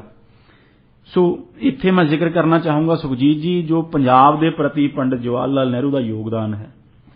ਜੇ ਤੁਸੀਂ ਪੰਜਾਬ ਦੇ ਪ੍ਰਤੀ ਉਹਨਾਂ ਦਾ ਯੋਗਦਾਨ ਦੇਖੋ ਤਾਂ ਜੋ ਪੰਡਿਤ ਜਵਾਹਰ ਲਾਲ ਨਹਿਰੂ ਅਤੇ ਸਰਦਾਰ ਪ੍ਰਤਾਪ ਸਿੰਘ ਕੈਰੋਂ ਜੋ ਮੁੱਖ ਮੰਤਰੀ ਸਨ ਪੰਜਾਬ ਦੇ, ਉਹਨਾਂ ਦੀ ਜੋੜੀ ਨੇ ਜੋ ਪੰਜਾਬ ਨੂੰ ਦੇ ਦਿੱਤਾ ਹੈ, ਮੁੜ ਕੇ ਕੋਈ ਪ੍ਰਧਾਨ ਮੰਤਰੀ ਜਾਂ ਕੋਈ ਮੁੱਖ ਮੰਤਰੀ ਉਸ ਦੇ ਬਰਾਬਰ ਪੰਜਾਬ ਨੂੰ ਨਹੀਂ ਦੇ ਸਕਿਆ, ਕੰਟਰੀਬਿਊਟ ਪੰਜਾਬ ਦੀ ਤਰੱਕੀ ਦੇ ਵਿੱਚ ਨਹੀਂ ਕਰ ਸਕਿਆ। ਜਿਸ ਦੇ ਵਿੱਚ ਕੀ ਦੇਖੋ ਕਿ ਚੰਡੀਗੜ੍ਹ ਸ਼ਹਿਰ ਪੰਜਾਬ ਨੂੰ ਦੇਣ ਵਾਲਾ ਇਹੀ ਜੋੜੀ, ਪੰਡਿਤ ਜਵਾਹਰ ਲਾਲ ਨਹਿਰੂ, ਸਰਦਾਰ ਪ੍ਰਤਾਪ ਸਿੰਘ ਕੈਰੋਂ ਹੈਲਥ ਦੇ ਸੈਕਟਰ ਦੇ ਵਿੱਚ ਪੰਜਾਬ ਨੂੰ PGI ਵਰਗਾ ਵੱਡਾ ਇੰਸਟੀਟਿਊਸ਼ਨ ਦਿੱਤਾ, ਜੋ ਕਿ PGI ਅੱਜ ਵੀ ਇੱਕ ਤੋਹਫਾ ਹੈ ਸਾਰੇ ਪੰਜਾਬ ਲਈ, ਨਹੀਂ ਸਾਰੇ ਨਾਰਥ ਇੰਡੀਆ ਲਈ ਮੈਂ ਕਹੂੰਗਾ। ਸੋ ਵਿੱਦਿਆ ਦੇ ਖੇਤਰ ਵਿੱਚ ਪੰਜਾਬ ਯੂਨੀਵਰਸਿਟੀ ਵਰਗੀ ਪ੍ਰੀਮੀਅਰ ਯੂਨੀਵਰਸਿਟੀ ਪੰਜਾਬ ਨੂੰ ਦੇਣੀ, ਪੰਜਾਬ ਐਗਰੀਕਲਚਰ ਯੂਨੀਵਰਸਿਟੀ ਦੀ ਉਹ ਸਥਾਪਨਾ ਕਰਨੀ। ਸੋ ਭਾਖੜਾ ਨੰਗਲ ਡੈਮ ਪੰਜਾਬ ਨੂੰ ਦੇਣਾ, ਜਿਸ ਨੇ ਕਿ ਪੰਜਾਬ ਦੀ ਸਾਰਾ ਐਗਰੀਕਲਚਰ ਬਦਲ ਕੇ ਰੱਖ ਦਿੱਤਾ। ਪੰਜਾਬ ਦੇ ਵਿੱਚ ਬਿਜਲੀ ਪ੍ਰੋਡਕਸ਼ਨ ਹੋਈ, ਪੰਜਾਬ ਦੇ ਵਿੱਚ ਜੋ ਇੱਕ ਸਿੰਚਾਈ ਦੇ ਸਾਧਨ ਬਿਹਤਰ ਤਰੀਕੇ ਨਾਲ ਮੈਨੇਜ ਕੀਤੇ ਗਏ ਅਤੇ ਸਿੰਚਾਈ ਦੇ ਸਾਧਨ ਹੋਰ ਪੈਦਾ ਕੀਤੇ ਗਏ ਭਾਖੜਾ ਨੰਗਲ ਡੈਮ। ਸੋ ਇਸ ਤਰ੍ਹਾਂ ਬੜੀ ਵੱਡੀ ਦੇਣ ਪੰਡਿਤ ਜਵਾਹਰ ਲਾਲ ਨਹਿਰੂ ਤੇ ਸਰਦਾਰ ਪ੍ਰਤਾਪ ਸਿੰਘ ਕੈਰੋਂ ਦੀ ਪੰਜਾਬ ਨੂੰ ਰਹੀ, ਜਿਸ ਦਾ ਕਿ ਮੈਂ ਹੁਣ ਤੁਹਾਨੂੰ ਜ਼ਿਕਰ ਕੀਤਾ, ਜਿਸ ਦਾ ਕਿ ਮੁਕਾਬਲਾ ਬਾਅਦ ਦੇ ਵਿੱਚ ਕੋਈ ਵੀ ਨਹੀਂ, ਇਤਿਹਾਸ ਦੇ ਵਿੱਚ ਅੱਜ ਤੱਕ ਤਾਂ ਕੋਈ ਨਹੀਂ ਕਰ ਸਕਿਆ ਜੀ। ਲਵਲੀਨ ਜੀ, ਇਸੇ ਕਰਕੇ ਨਹਿਰੂ ਨੂੰ ਅਕਸਰ ਆਧੁਨਿਕ ਭਾਰਤ ਦੇ ਆਰਕੀਟੈਕਟ ਵੀ ਕਿਹਾ ਜਾਂਦਾ। ਜੀ ਬਿਲਕੁਲ, ਉਹਨਾਂ ਨੂੰ ਆਧੁਨਿਕ ਭਾਰਤ ਦਾ ਆਰਕੀਟੈਕਟ ਕਿਹਾ ਜਾਂਦਾ ਹੈ ਕਿ ਜੋ ਆਧੁਨਿਕ ਭਾਰਤ, ਜੋ ਫਿਊਚਰ ਦਾ ਇੰਡੀਆ ਸੀ, ਉਹਨਾਂ ਨੇ ਆਪਣੀ ਵਿਜ਼ਨਰੀ ਇੱਕ ਸੋਚ ਦੇ ਨਾਲ ਕ੍ਰੀਏਟ ਕੀਤਾ, ਜਿਸ ਦੇ ਵਿੱਚ ਕਿ ਉਹਨਾਂ ਨੇ ਭਾਰਤ ਦੀ ਇਕਨੋਮਿਕ ਡਿਵੈਲਪਮੈਂਟ, ਸੋਸ਼ਲ ਡਿਵੈਲਪਮੈਂਟ ਵੱਲ ਜੋ ਧਿਆਨ ਦਿੱਤਾ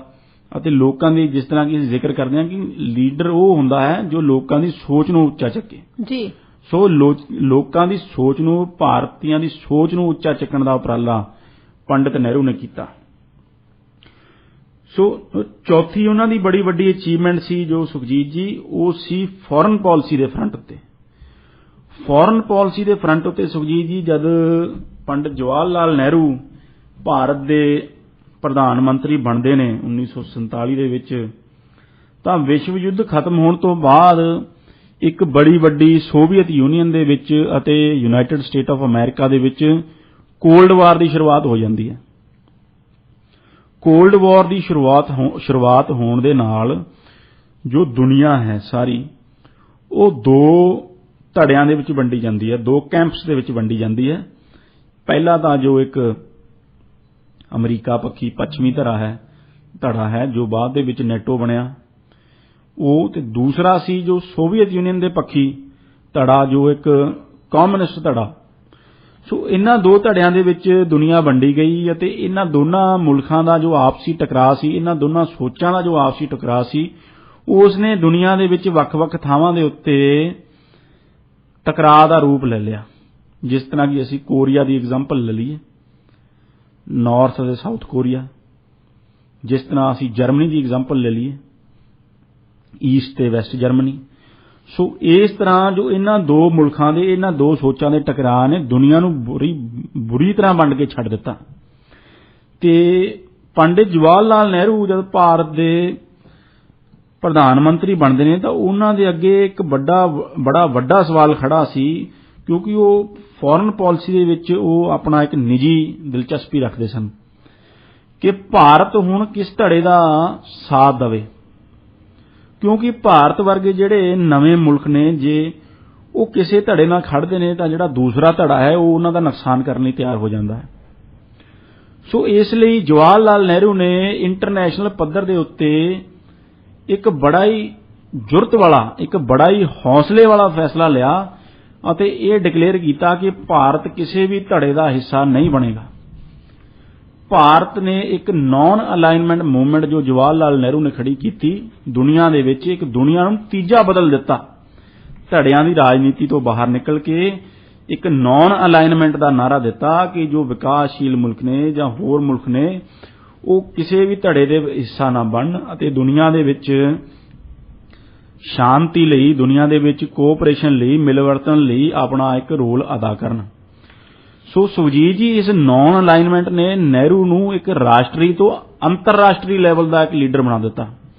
ਬਹੁਤ ਸਾਰੇ ਲੀਡਰਾਂ ਦਾ ਸੁਪਨਾ ਹੁੰਦਾ ਹੈ ਕਿ ਸਾਨੂੰ ਦੁਨੀਆ ਦੇ ਵਿੱਚ ਇੱਕ ਗਲੋਬਲ ਲੀਡਰ ਦੇ ਤੌਰ ਤੇ ਸਾਡੀ ਪਹਿਚਾਣ ਬਣੇ, ਸਾਨੂੰ ਇੱਕ ਸਟੇਟਸਮੈਨ ਮੰਨਿਆ ਜਾਵੇ, ਪਰ ਇਹ ਜਵਾਹਰ ਲਾਲ ਨਹਿਰੂ ਸਨ ਭਾਰਤ ਦੇ ਲੀਡਰਾਂ ਦੇ ਵਿੱਚੋਂ, ਜਿਨ੍ਹਾਂ ਨੇ ਉਹ ਆਪਣੀ ਸੂਝ-ਬੂਝ ਦੇ ਨਾਲ ਤੇ ਆਪਣੇ ਹਿੰਮਤ ਹੌਸਲੇ ਦੇ ਨਾਲ ਇੱਕ ਗਲੋਬਲ ਲੀਡਰ ਦਾ ਦਰਜਾ ਜੋ ਹਾਸਲ ਕੀਤਾ ਅਤੇ ਬਹੁਤ ਸਾਰੇ ਜੋ ਡਿਵੈਲਪਿੰਗ ਮੁਲਕ ਸਨ, ਜੋ ਹਜੇ ਤਾਜ਼ਾ ਹੀ ਆਜ਼ਾਦ ਹੋਏ ਸਨ, ਜਿਨ੍ਹਾਂ ਦੇ ਵਿੱਚੋਂ ਯੂਗੋਸਲਾਵੀਆ ਤੇ ਹੋਰ ਕਈ ਮੁਲਕਾਂ ਨੂੰ, ਇਜਿਪਟ, ਉਹਨਾਂ ਨੂੰ ਆਪਣੇ ਨਾਲ ਜੋੜ ਕੇ ਇੱਕ ਨੌਨ ਅਲਾਈਨਮੈਂਟ ਦਾ ਇੱਕ ਤੀਜਾ ਧੜਾ ਵਿਸ਼ਵ ਪੱਧਰ ਉੱਤੇ ਪੈਦਾ ਕਰ ਦਿੱਤਾ, ਜਿਸ ਦਾ ਕੀ ਫਾਇਦਾ ਭਾਰਤ ਨੂੰ ਹੋਇਆ। ਕਿਉਂਕਿ ਜੇ ਅਸੀਂ ਗਵਾਂਢੀ ਮੁਲਕ ਪਾਕਿਸਤਾਨ ਦੀ ਗੱਲ ਕਰੀਏ ਤਾਂ ਪਾਕਿਸਤਾਨ ਨੇ ਜੋ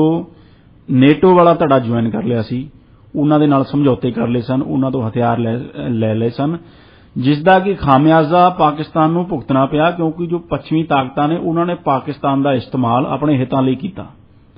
ਅਤੇ ਇਹ ਪੰਡਿਤ ਜਵਾਹਰ ਲਾਲ ਨਹਿਰੂ ਦੀ ਦੂਰਅੰਦੇਸ਼ੀ ਸੀ ਕਿ ਉਹਨਾਂ ਨੇ ਕਿਸੇ ਵੀ ਧੜੇ ਦਾ ਹਿੱਸਾ ਨਾ ਬਣਦਿਆਂ ਹੋਇਆ ਆਪਣਾ ਇੱਕ ਨੌਨ ਅਲਾਈਨਮੈਂਟ ਮੂਵਮੈਂਟ ਦਾ ਝੰਡਾ ਦੁਨੀਆ ਦੇ ਲੈਵਲ ਉੱਤੇ ਬੁਲੰਦ ਕੀਤਾ। ਲਵਲੀਨ ਜੀ, ਤੁਸੀਂ ਪੰਡਿਤ ਜਵਾਹਰ ਲਾਲ ਨਹਿਰੂ ਦੀਆਂ ਪ੍ਰਾਪਤੀਆਂ ਬਾਰੇ ਦੱਸਿਆ, ਉਹਨਾਂ ਦੇ ਸਿਆਸੀ ਕਰੀਅਰ ਬਾਰੇ ਦੱਸਿਆ, ਉਹਨਾਂ ਦੀ ਜਿਹੜੀ ਮੁੱਢਲੀ ਜ਼ਿੰਦਗੀ ਸੀ ਉਹਦੇ ਬਾਰੇ ਵੀ ਦੱਸਿਆ, ਪਰ ਉਹਨਾਂ ਦਾ ਕ੍ਰਿਟਿਸਿਜ਼ਮ ਵੀ ਹੁੰਦਾ ਰਿਹਾ ਸਮੇਂ ਦੇ ਉੱਪਰ। ਅੱਜ ਵੀ ਕਈ ਸਿਆਸੀ ਪਾਰਟੀਆਂ ਨਹਿਰੂ ਦੀ ਨੁਕਤਾਚੀਨੀ ਤੋਂ ਅਗਾਂਹ ਵੱਧ ਕੇ ਉਹਨਾਂ ਦੀ ਨਿਖੇਧੀ ਵੀ ਕਰਦੀਆਂ ਨੇ। ਇਸ ਬਾਰੇ ਵੀ ਆਪਣੇ ਸਰੋਤਿਆਂ ਨੂੰ ਜ਼ਰੂਰ ਦੱਸੋ। ਜੀ ਸੁਖਜੀਤ ਜੀ, ਕਿਉਂਕਿ ਹਰੇਕ ਜੋ ਸਿਆਸੀ ਆਗੂ ਹੈ, ਜਾਂ ਸਿਆਸੀ ਆਗੂ ਨਹੀਂ, ਕੋਈ ਵੀ ਜੋ ਆਪਣੇ ਪਬਲਿਕ ਲਾਈਫ ਦੇ ਵਿੱਚ ਕੋਈ ਬੰਦਾ ਵਿਚਰਦਾ ਹੈ ਤੇ ਉਸ ਦੀ ਅਚੀਵਮੈਂਟ ਦੇ ਨਾਲ ਉਸ ਦੀਆਂ ਕੋਈ ਸ਼ਾਰਟ ਕਮਿੰਗਸ ਵੀ ਹੁੰਦੀਆਂ ਨੇ, ਜਿਸ ਦੇ ਉੱਤੇ ਕਿ ਉਸ ਦਾ ਕ੍ਰਿਟਿਸਿਜ਼ਮ ਜਾਂ ਉਸ ਦੀ ਨੁਕਤਾਚੀਨੀ ਹੋਣੀ ਚਾਹੀਦੀ ਹੈ। ਪੰਡਿਤ ਜਵਾਹਰ ਲਾਲ ਨਹਿਰੂ ਵੀ ਇਸ ਗੱਲ ਤੋਂ ਨੁਕਤਾਚੀਨੀ ਤੋਂ ਪਰੇ ਨਹੀਂ।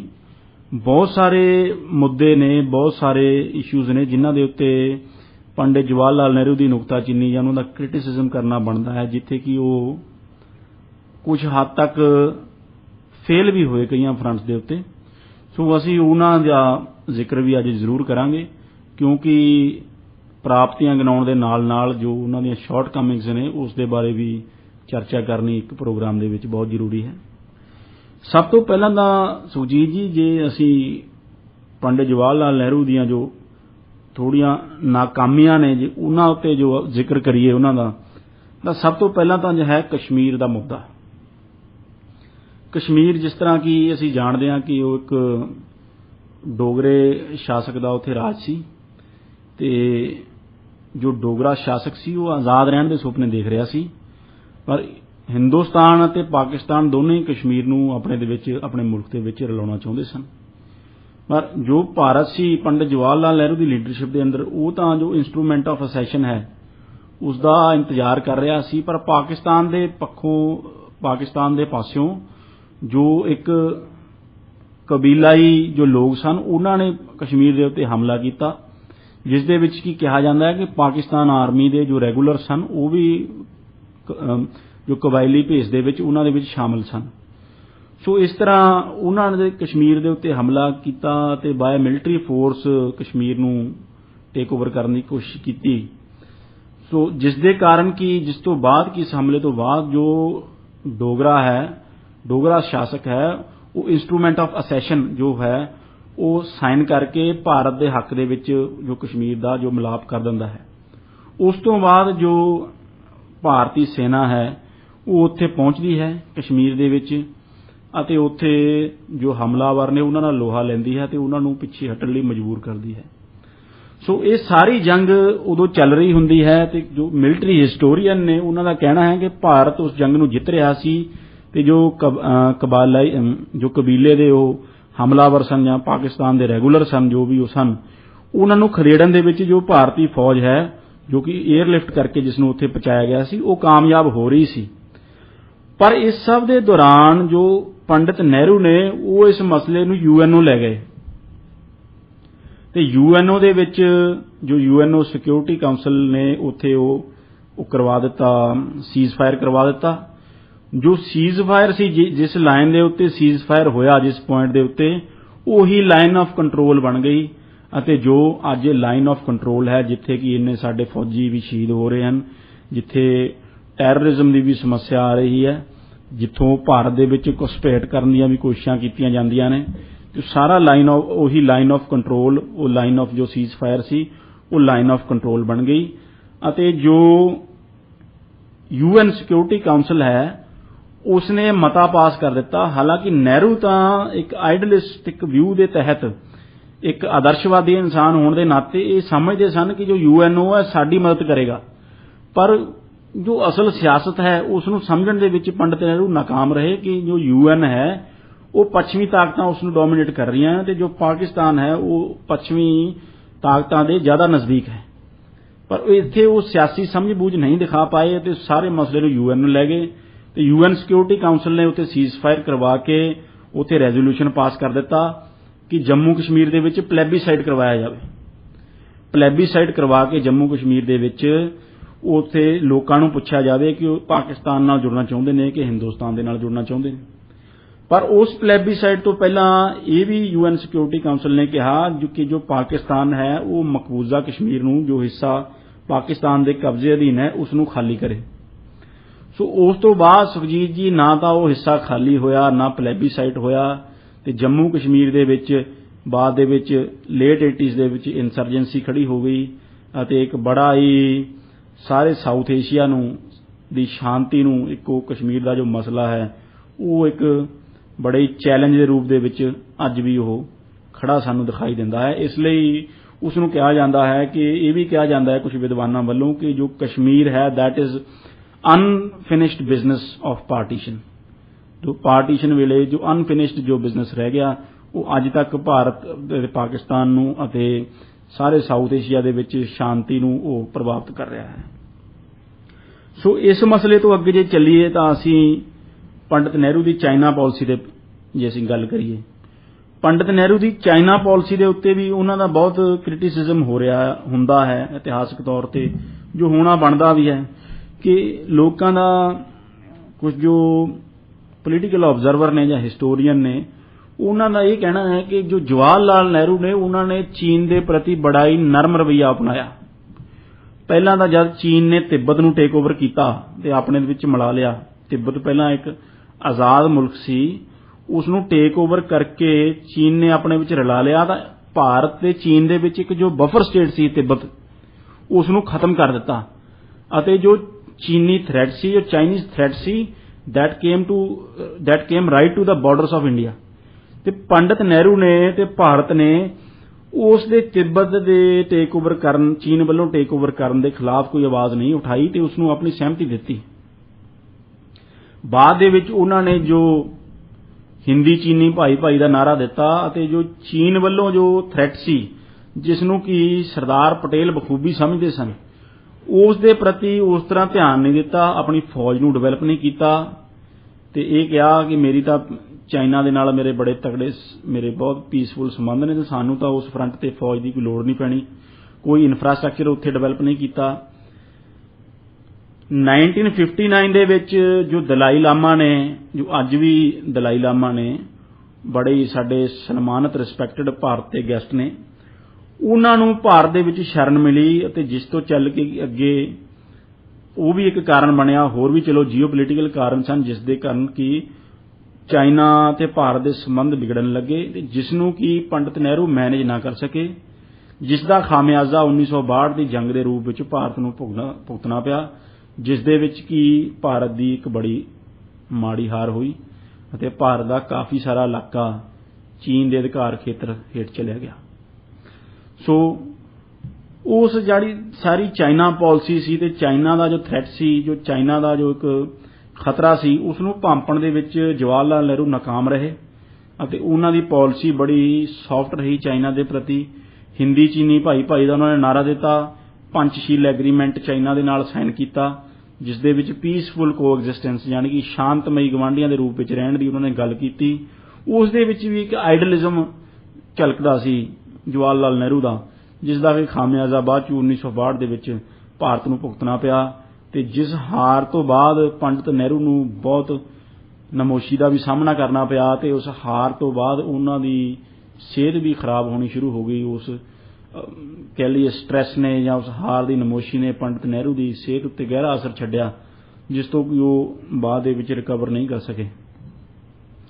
ਤੀਸਰਾ ਜੋ ਮੇਨ ਕ੍ਰਿਟਿਸਿਜ਼ਮ ਉਹਨਾਂ ਦਾ ਸੁਖਜੀਤ ਜੀ ਬਣਦਾ ਹੈ ਉਹ ਜਿਸ ਤਰ੍ਹਾਂ ਕਿ ਅਸੀਂ ਜ਼ਿਕਰ ਕੀਤਾ ਹੈ ਨਾਨ ਅਲਾਈਨਮੈਂਟ ਮੂਵਮੈਂਟ ਦਾ,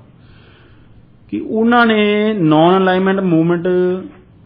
ਖੜੀ ਕੀਤੀ ਪਰ ਜਦ ਭਾਰਤ ਦੇ ਨਾਲ ਕੌਨਫਲਿਕਟ ਹੋਇਆ ਚਾਈਨਾ ਦਾ ਕਿਉਂਕਿ ਉਹ ਕਿਸੇ ਵੀ ਧਿਰ ਨਾਲ, ਨਾ ਤਾਂ ਸੋਵੀਅਤ ਯੂਨੀਅਨ ਨਾਲ ਤੇ ਨਾ ਹੀ ਅਮਰੀਕਾ ਦੀ ਧਿਰ ਨਾਲ ਇਸ ਤਰ੍ਹਾਂ ਜੁੜੇ ਸਨ ਕਿ ਕੋਈ ਉਹਨਾਂ ਦੀ ਮਦਦ ਕਰਦਾ।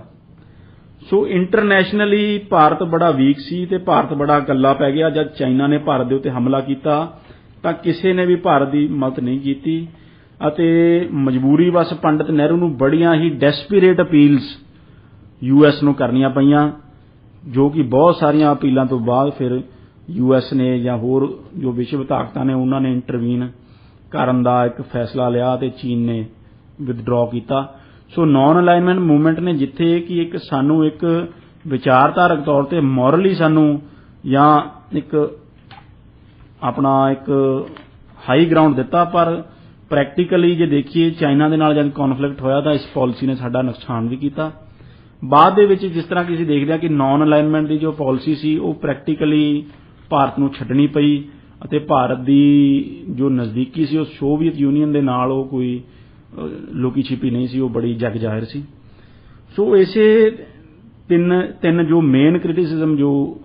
ਪੰਡਿਤ ਜਵਾਹਰ ਲਾਲ ਨਹਿਰੂ ਦੇ ਪ੍ਰਧਾਨ ਮੰਤਰੀ ਦੇ ਕਾਰਜਕਾਲ ਦੇ ਬਣਦੇ ਹਨ। ਬਾਕੀ ਜੇ ਅਸੀਂ ਗੱਲ ਕਰੀਏ ਤਾਂ ਕੁਝ ਸਿਆਸੀ ਧਿਰਾਂ ਜਾਂ ਕੁਝ ਲੋਕ ਜੋ ਜਵਾਹਰ ਲਾਲ ਨਹਿਰੂ ਦੇ ਖਿਲਾਫ ਇੱਕ ਕੈਂਪੇਨ ਚਲਾ ਰਹੇ ਹਨ, ਉਹਨਾਂ ਦੇ ਅਕਸ ਨੂੰ ਢਾਹ ਲਾਉਣ ਦੀ, ਉਹ ਬੜੀ ਮੰਦਭਾਗੀ ਹੈ। ਉਹਨਾਂ ਦੇ ਉੱਤੇ ਨਿੱਜੀ ਹਮਲੇ ਸੋਸ਼ਲ ਮੀਡੀਆ ਉੱਤੇ ਕੀਤੇ ਜਾਂਦੇ ਹਨ, ਉਹਨਾਂ ਦਾ ਝੂਠ ਦਾ ਪ੍ਰਚਾਰ ਕੀਤਾ ਜਾਂਦਾ ਹੈ WhatsApp ਦੇ ਉੱਤੇ, Facebook ਦੇ ਉੱਤੇ, ਜੋ ਕਿ ਇੱਕ ਬੜਾ ਮੰਦਭਾਗਾ ਵਤੀਰਾ ਹੈ। ਤੇ ਮੈਂ ਇਹ ਲੋਕਾਂ ਨੂੰ ਅਪੀਲ ਕਰਦਾ ਹਾਂ ਕਿ ਜੋ ਕੋਈ ਵੀ ਤੁਸੀਂ Facebook ਤੇ ਜਾਂ WhatsApp ਦੇ ਉੱਤੇ ਇਹੋ ਜਿਹੇ ਇਤਿਹਾਸਕ ਲੋਕਾਂ ਦੇ ਬਾਰੇ, ਆਗੂਆਂ ਦੇ ਬਾਰੇ ਜੇ ਪੋਸਟ ਦੇਖੋ ਤਾਂ ਉਸ ਨੂੰ ਵੈਰੀਫਾਈ ਜ਼ਰੂਰ ਕਰੋ, ਤੇ ਕਿਉਂਕਿ ਇਸ ਦੇ ਵਿੱਚ 90-95% ਸਿਰਫ ਝੂਠ ਦਾ ਪਲਿੰਦਾ ਹੁੰਦਾ ਹੈ। ਕਿਉਂਕਿ ਕੁਝ ਤਾਕਤਾਂ ਨੇ ਜੋ ਨਹਿਰੂ ਦੇ ਵਿਚਾਰਾਂ ਨੂੰ, ਨਹਿਰੂ ਦੀ ਅਗਾਂਹ ਵਧੂ ਸੋਚ ਨੂੰ, ਨਹਿਰੂ ਦੀ ਸੈਕੂਲਰ ਸੋਚ ਨੂੰ, ਨਹਿਰੂ ਦੀ ਡੈਮੋਕ੍ਰੈਟਿਕ ਸੋਚ ਨੂੰ ਨੁਕਸਾਨ ਪਹੁੰਚਾਉਣਾ ਚਾਹੁੰਦੀਆਂ ਹਨ, ਜਿਸ ਲਈ ਉਹ ਇਹ ਝੂਠ ਦਾ ਸਹਾਰਾ ਲੈ ਰਹੇ ਹਨ, ਨੰਗੇ ਚਿੱਟੇ ਝੂਠ ਦਾ, ਜਿਸ ਦੇ ਲਈ ਕਿ ਉਹ ਪਰਸਨਲ ਅਟੈਕ ਕਰਨ ਦਾ ਜੋ ਰਸਤਾ ਹੈ ਉਹ ਅਪਣਾ ਰਹੇ ਹਨ। ਸੋ ਸੁਖਜੀਤ ਜੀ, ਜਿਸ ਤਰ੍ਹਾਂ ਕਿ ਅਸੀਂ ਜ਼ਿਕਰ ਕੀਤਾ ਕਿ ਚੀਨ ਦੇ ਹੱਥੋਂ ਮਿਲੀ ਕਰਾਰੀ ਸ਼ਿਕਸਤ ਤੋਂ ਬਾਅਦ ਪੰਡਿਤ ਨਹਿਰੂ ਦੀ ਸਿਹਤ ਦੇ ਉੱਤੇ ਉਸਨੇ ਬੜਾ ਇੱਕ ਸਦਮਾ ਛੱਡਿਆ, ਜਿਸ ਸਦਮੇ ਦੇ ਉੱਤੋਂ ਉਹਨਾਂ ਦੀ ਹੈਲਥ ਫਿਰ ਖਰਾਬ ਹੋਣ ਲੱਗੀ, ਜਿਸ ਦੇ ਵਿੱਚ ਉਹ ਰਿਕਵਰ ਨਹੀਂ ਕਰ ਸਕੇ ਤੇ 22 ਮਈ 1964 ਨੂੰ ਜੋ ਉਹ ਇਸ ਫਾਨੀ ਸੰਸਾਰ ਨੂੰ ਅਲਵਿਦਾ ਕਹਿ ਗਏ। ਅਤੇ ਇਸ ਤਰ੍ਹਾਂ ਇਸ ਮਹਾਨ ਆਗੂ ਦੇ ਜੋ ਜੀਵਨ ਦਾ ਇੱਕ ਸਿਆਸਤ ਦਾ ਅੰਤ ਭਾਰਤ ਹੋਇਆ, ਪਰ ਜੋ ਉਹਨਾਂ ਦੀ ਸੋਚ ਹੈ ਉਸ ਦਾ ਅੰਤ ਨਹੀਂ ਹੋਇਆ। ਉਹ ਭਾਰਤ ਦੀ ਆਉਣ ਵਾਲੀਆਂ ਪੀੜ੍ਹੀਆਂ ਲਈ ਸਦਾ ਹੀ ਰਾਹ ਦਸੇਰਾ ਬਣੀ ਰਹੇਗੀ। ਜੋ ਨਹਿਰੂ ਦੀ ਸੋਚ ਹੈ ਉਹ ਭਾਰਤ ਦੇ ਤਰੱਕੀ ਲਈ, ਭਾਰਤ ਦੀ ਏਕਤਾ ਲਈ, ਭਾਰਤ ਦੀ ਅਖੰਡਤਾ ਲਈ, ਭਾਰਤ ਨੂੰ ਇੱਕ ਅਗਾਂਹ ਵਧੂ ਰਾਸ਼ਟਰ ਬਣਾਉਣ ਲਈ ਬੜੀ ਜ਼ਰੂਰੀ ਹੈ। ਸੋ ਸੁਖਜੀਤ ਜੀ, ਤੁਸੀਂ ਪੰਡਿਤ ਜਵਾਹਰ ਲਾਲ ਨਹਿਰੂ ਦਾ ਜੋ ਕੱਦ ਸੀ ਆਪਣੇ ਜ਼ਮਾਨੇ ਦੇ ਵਿੱਚ ਜਾਂ ਜੋ ਅੱਜ ਵੀ ਹੈ, ਉਸ ਦਾ ਤੁਸੀਂ ਅੰਦਾਜ਼ਾ ਇਸ ਗੱਲ ਤੋਂ ਹੀ ਲਾ ਸਕਦੇ ਹੋ ਕਿ ਜਦੋਂ ਪੰਡਿਤ ਜਵਾਹਰ ਲਾਲ ਨਹਿਰੂ ਦੀ ਮੌਤ ਹੁੰਦੀ ਹੈ ਤਾਂ ਉਸ ਵੇਲੇ ਪੰਜਾਬੀ ਦੇ ਮਹਾਨ ਕਵੀ ਸ਼ਿਵ ਕੁਮਾਰ ਬਟਾਲਵੀ ਇੱਕ ਕਵਿਤਾ ਲਿਖਦੇ ਨੇ ਉਹਨਾਂ ਨੂੰ ਡੈਡੀਕੇਟ ਕਰਕੇ, ਜਿਸ ਦਾ ਨਾਮ ਸੀ ਸੂਰਜ ਦਾ ਮਰਸੀਹਾ, ਜਿਸ ਦੀਆਂ ਕਿ ਮੈਂ ਚੰਦ ਸਤਰਾਂ ਤੁਹਾਡੇ ਨਾਲ ਸਾਂਝੀਆਂ ਕਰੂੰਗਾ ਜ਼ਰੂਰ। ਜਿਸ ਦੇ ਵਿੱਚ ਕਿ ਸ਼ਿਵ ਕੁਮਾਰ ਕਹਿੰਦੇ ਨੇ, ਅੱਜ ਅਮਨਾਂ ਦਾ ਬਾਬਲ ਮਰਿਆ, ਸਾਰੀ ਧਰਤ ਨਡੋਏ ਆਈ, ਅੰਬਰ ਨੇ ਹੌਂਕਾ ਭਰਿਆ। ਅੱਜ ਅਮਨਾਂ ਦਾ ਬਾਬਲ ਮਰਿਆ। ਸੋ ਜਦ ਪੰਡਿਤ ਨਹਿਰੂ ਦੀ ਜੋ ਮੌਤ ਹੋਈ ਹੈ, ਉਸ ਨੂੰ ਉਹ ਪੰਡਿਤ ਨਹਿਰੂ ਨੂੰ ਅਮਨਾਂ ਦਾ, ਪੀਸ ਦਾ ਬਾਬਲ ਕਹਿੰਦੇ ਨੇ, ਤੇ ਕਹਿੰਦੇ ਨੇ ਕਿ ਸਾਰੀ ਧਰਤ ਨੇ ਅਫਸੋਸ ਮਨਾਇਆ ਤੇ ਅੰਬਰ ਨੇ ਵੀ ਹੌਂਕਾ ਭਰਿਆ। ਸੋ ਇਸ ਤਰ੍ਹਾਂ ਸੁਖਜੀਤ ਜੀ, ਇਹ ਜੋ ਭਾਰਤ ਦੇ ਇਤਿਹਾਸ ਦਾ architect of modern India Pandit Jawahar Lal Nehru ਆਪਣੇ ਇਤਿਹਾਸਕ ਪੂਰਨੇ ਪਾਉਂਦਾ ਹੋਇਆ 1964 ਦੇ ਵਿੱਚ ਸਦਾ ਲਈ ਇਸ ਫਾਨੀ ਜਹਾਨ ਨੂੰ ਅਲਵਿਦਾ ਕਹਿ ਗਿਆ। ਜੀ ਲਵਲੀਨ ਜੀ, ਬਹੁਤ ਬਹੁਤ ਸ਼ੁਕਰੀਆ ਪ੍ਰੋਗਰਾਮ 'ਚ ਸ਼ਾਮਲ ਹੋਣ ਲਈ, ਤੇ ਤੁਸੀਂ ਬਹੁਤ ਹੀ ਵਿਸਥਾਰ ਦੇ ਨਾਲ ਪੰਡਿਤ ਜਵਾਹਰ ਲਾਲ ਨਹਿਰੂ ਦੇ ਜੀਵਨ ਬਾਰੇ ਸਾਡੇ ਸਰੋਤਿਆਂ ਨੂੰ ਦੱਸਿਆ। ਤੁਹਾਡੇ ਨਾਲ ਅਗਲੀ ਮੁਲਾਕਾਤ ਹੋਏਗੀ ਨੈਕਸਟ ਸੰਡੇ ਨੂੰ, ਇੱਕ ਹੋਰ ਖਾਸ ਵਿਸ਼ੇ ਤੇ ਗੱਲਬਾਤ ਹੋਏਗੀ। Thank you so much. ਸ਼ੁਕਰੀਆ।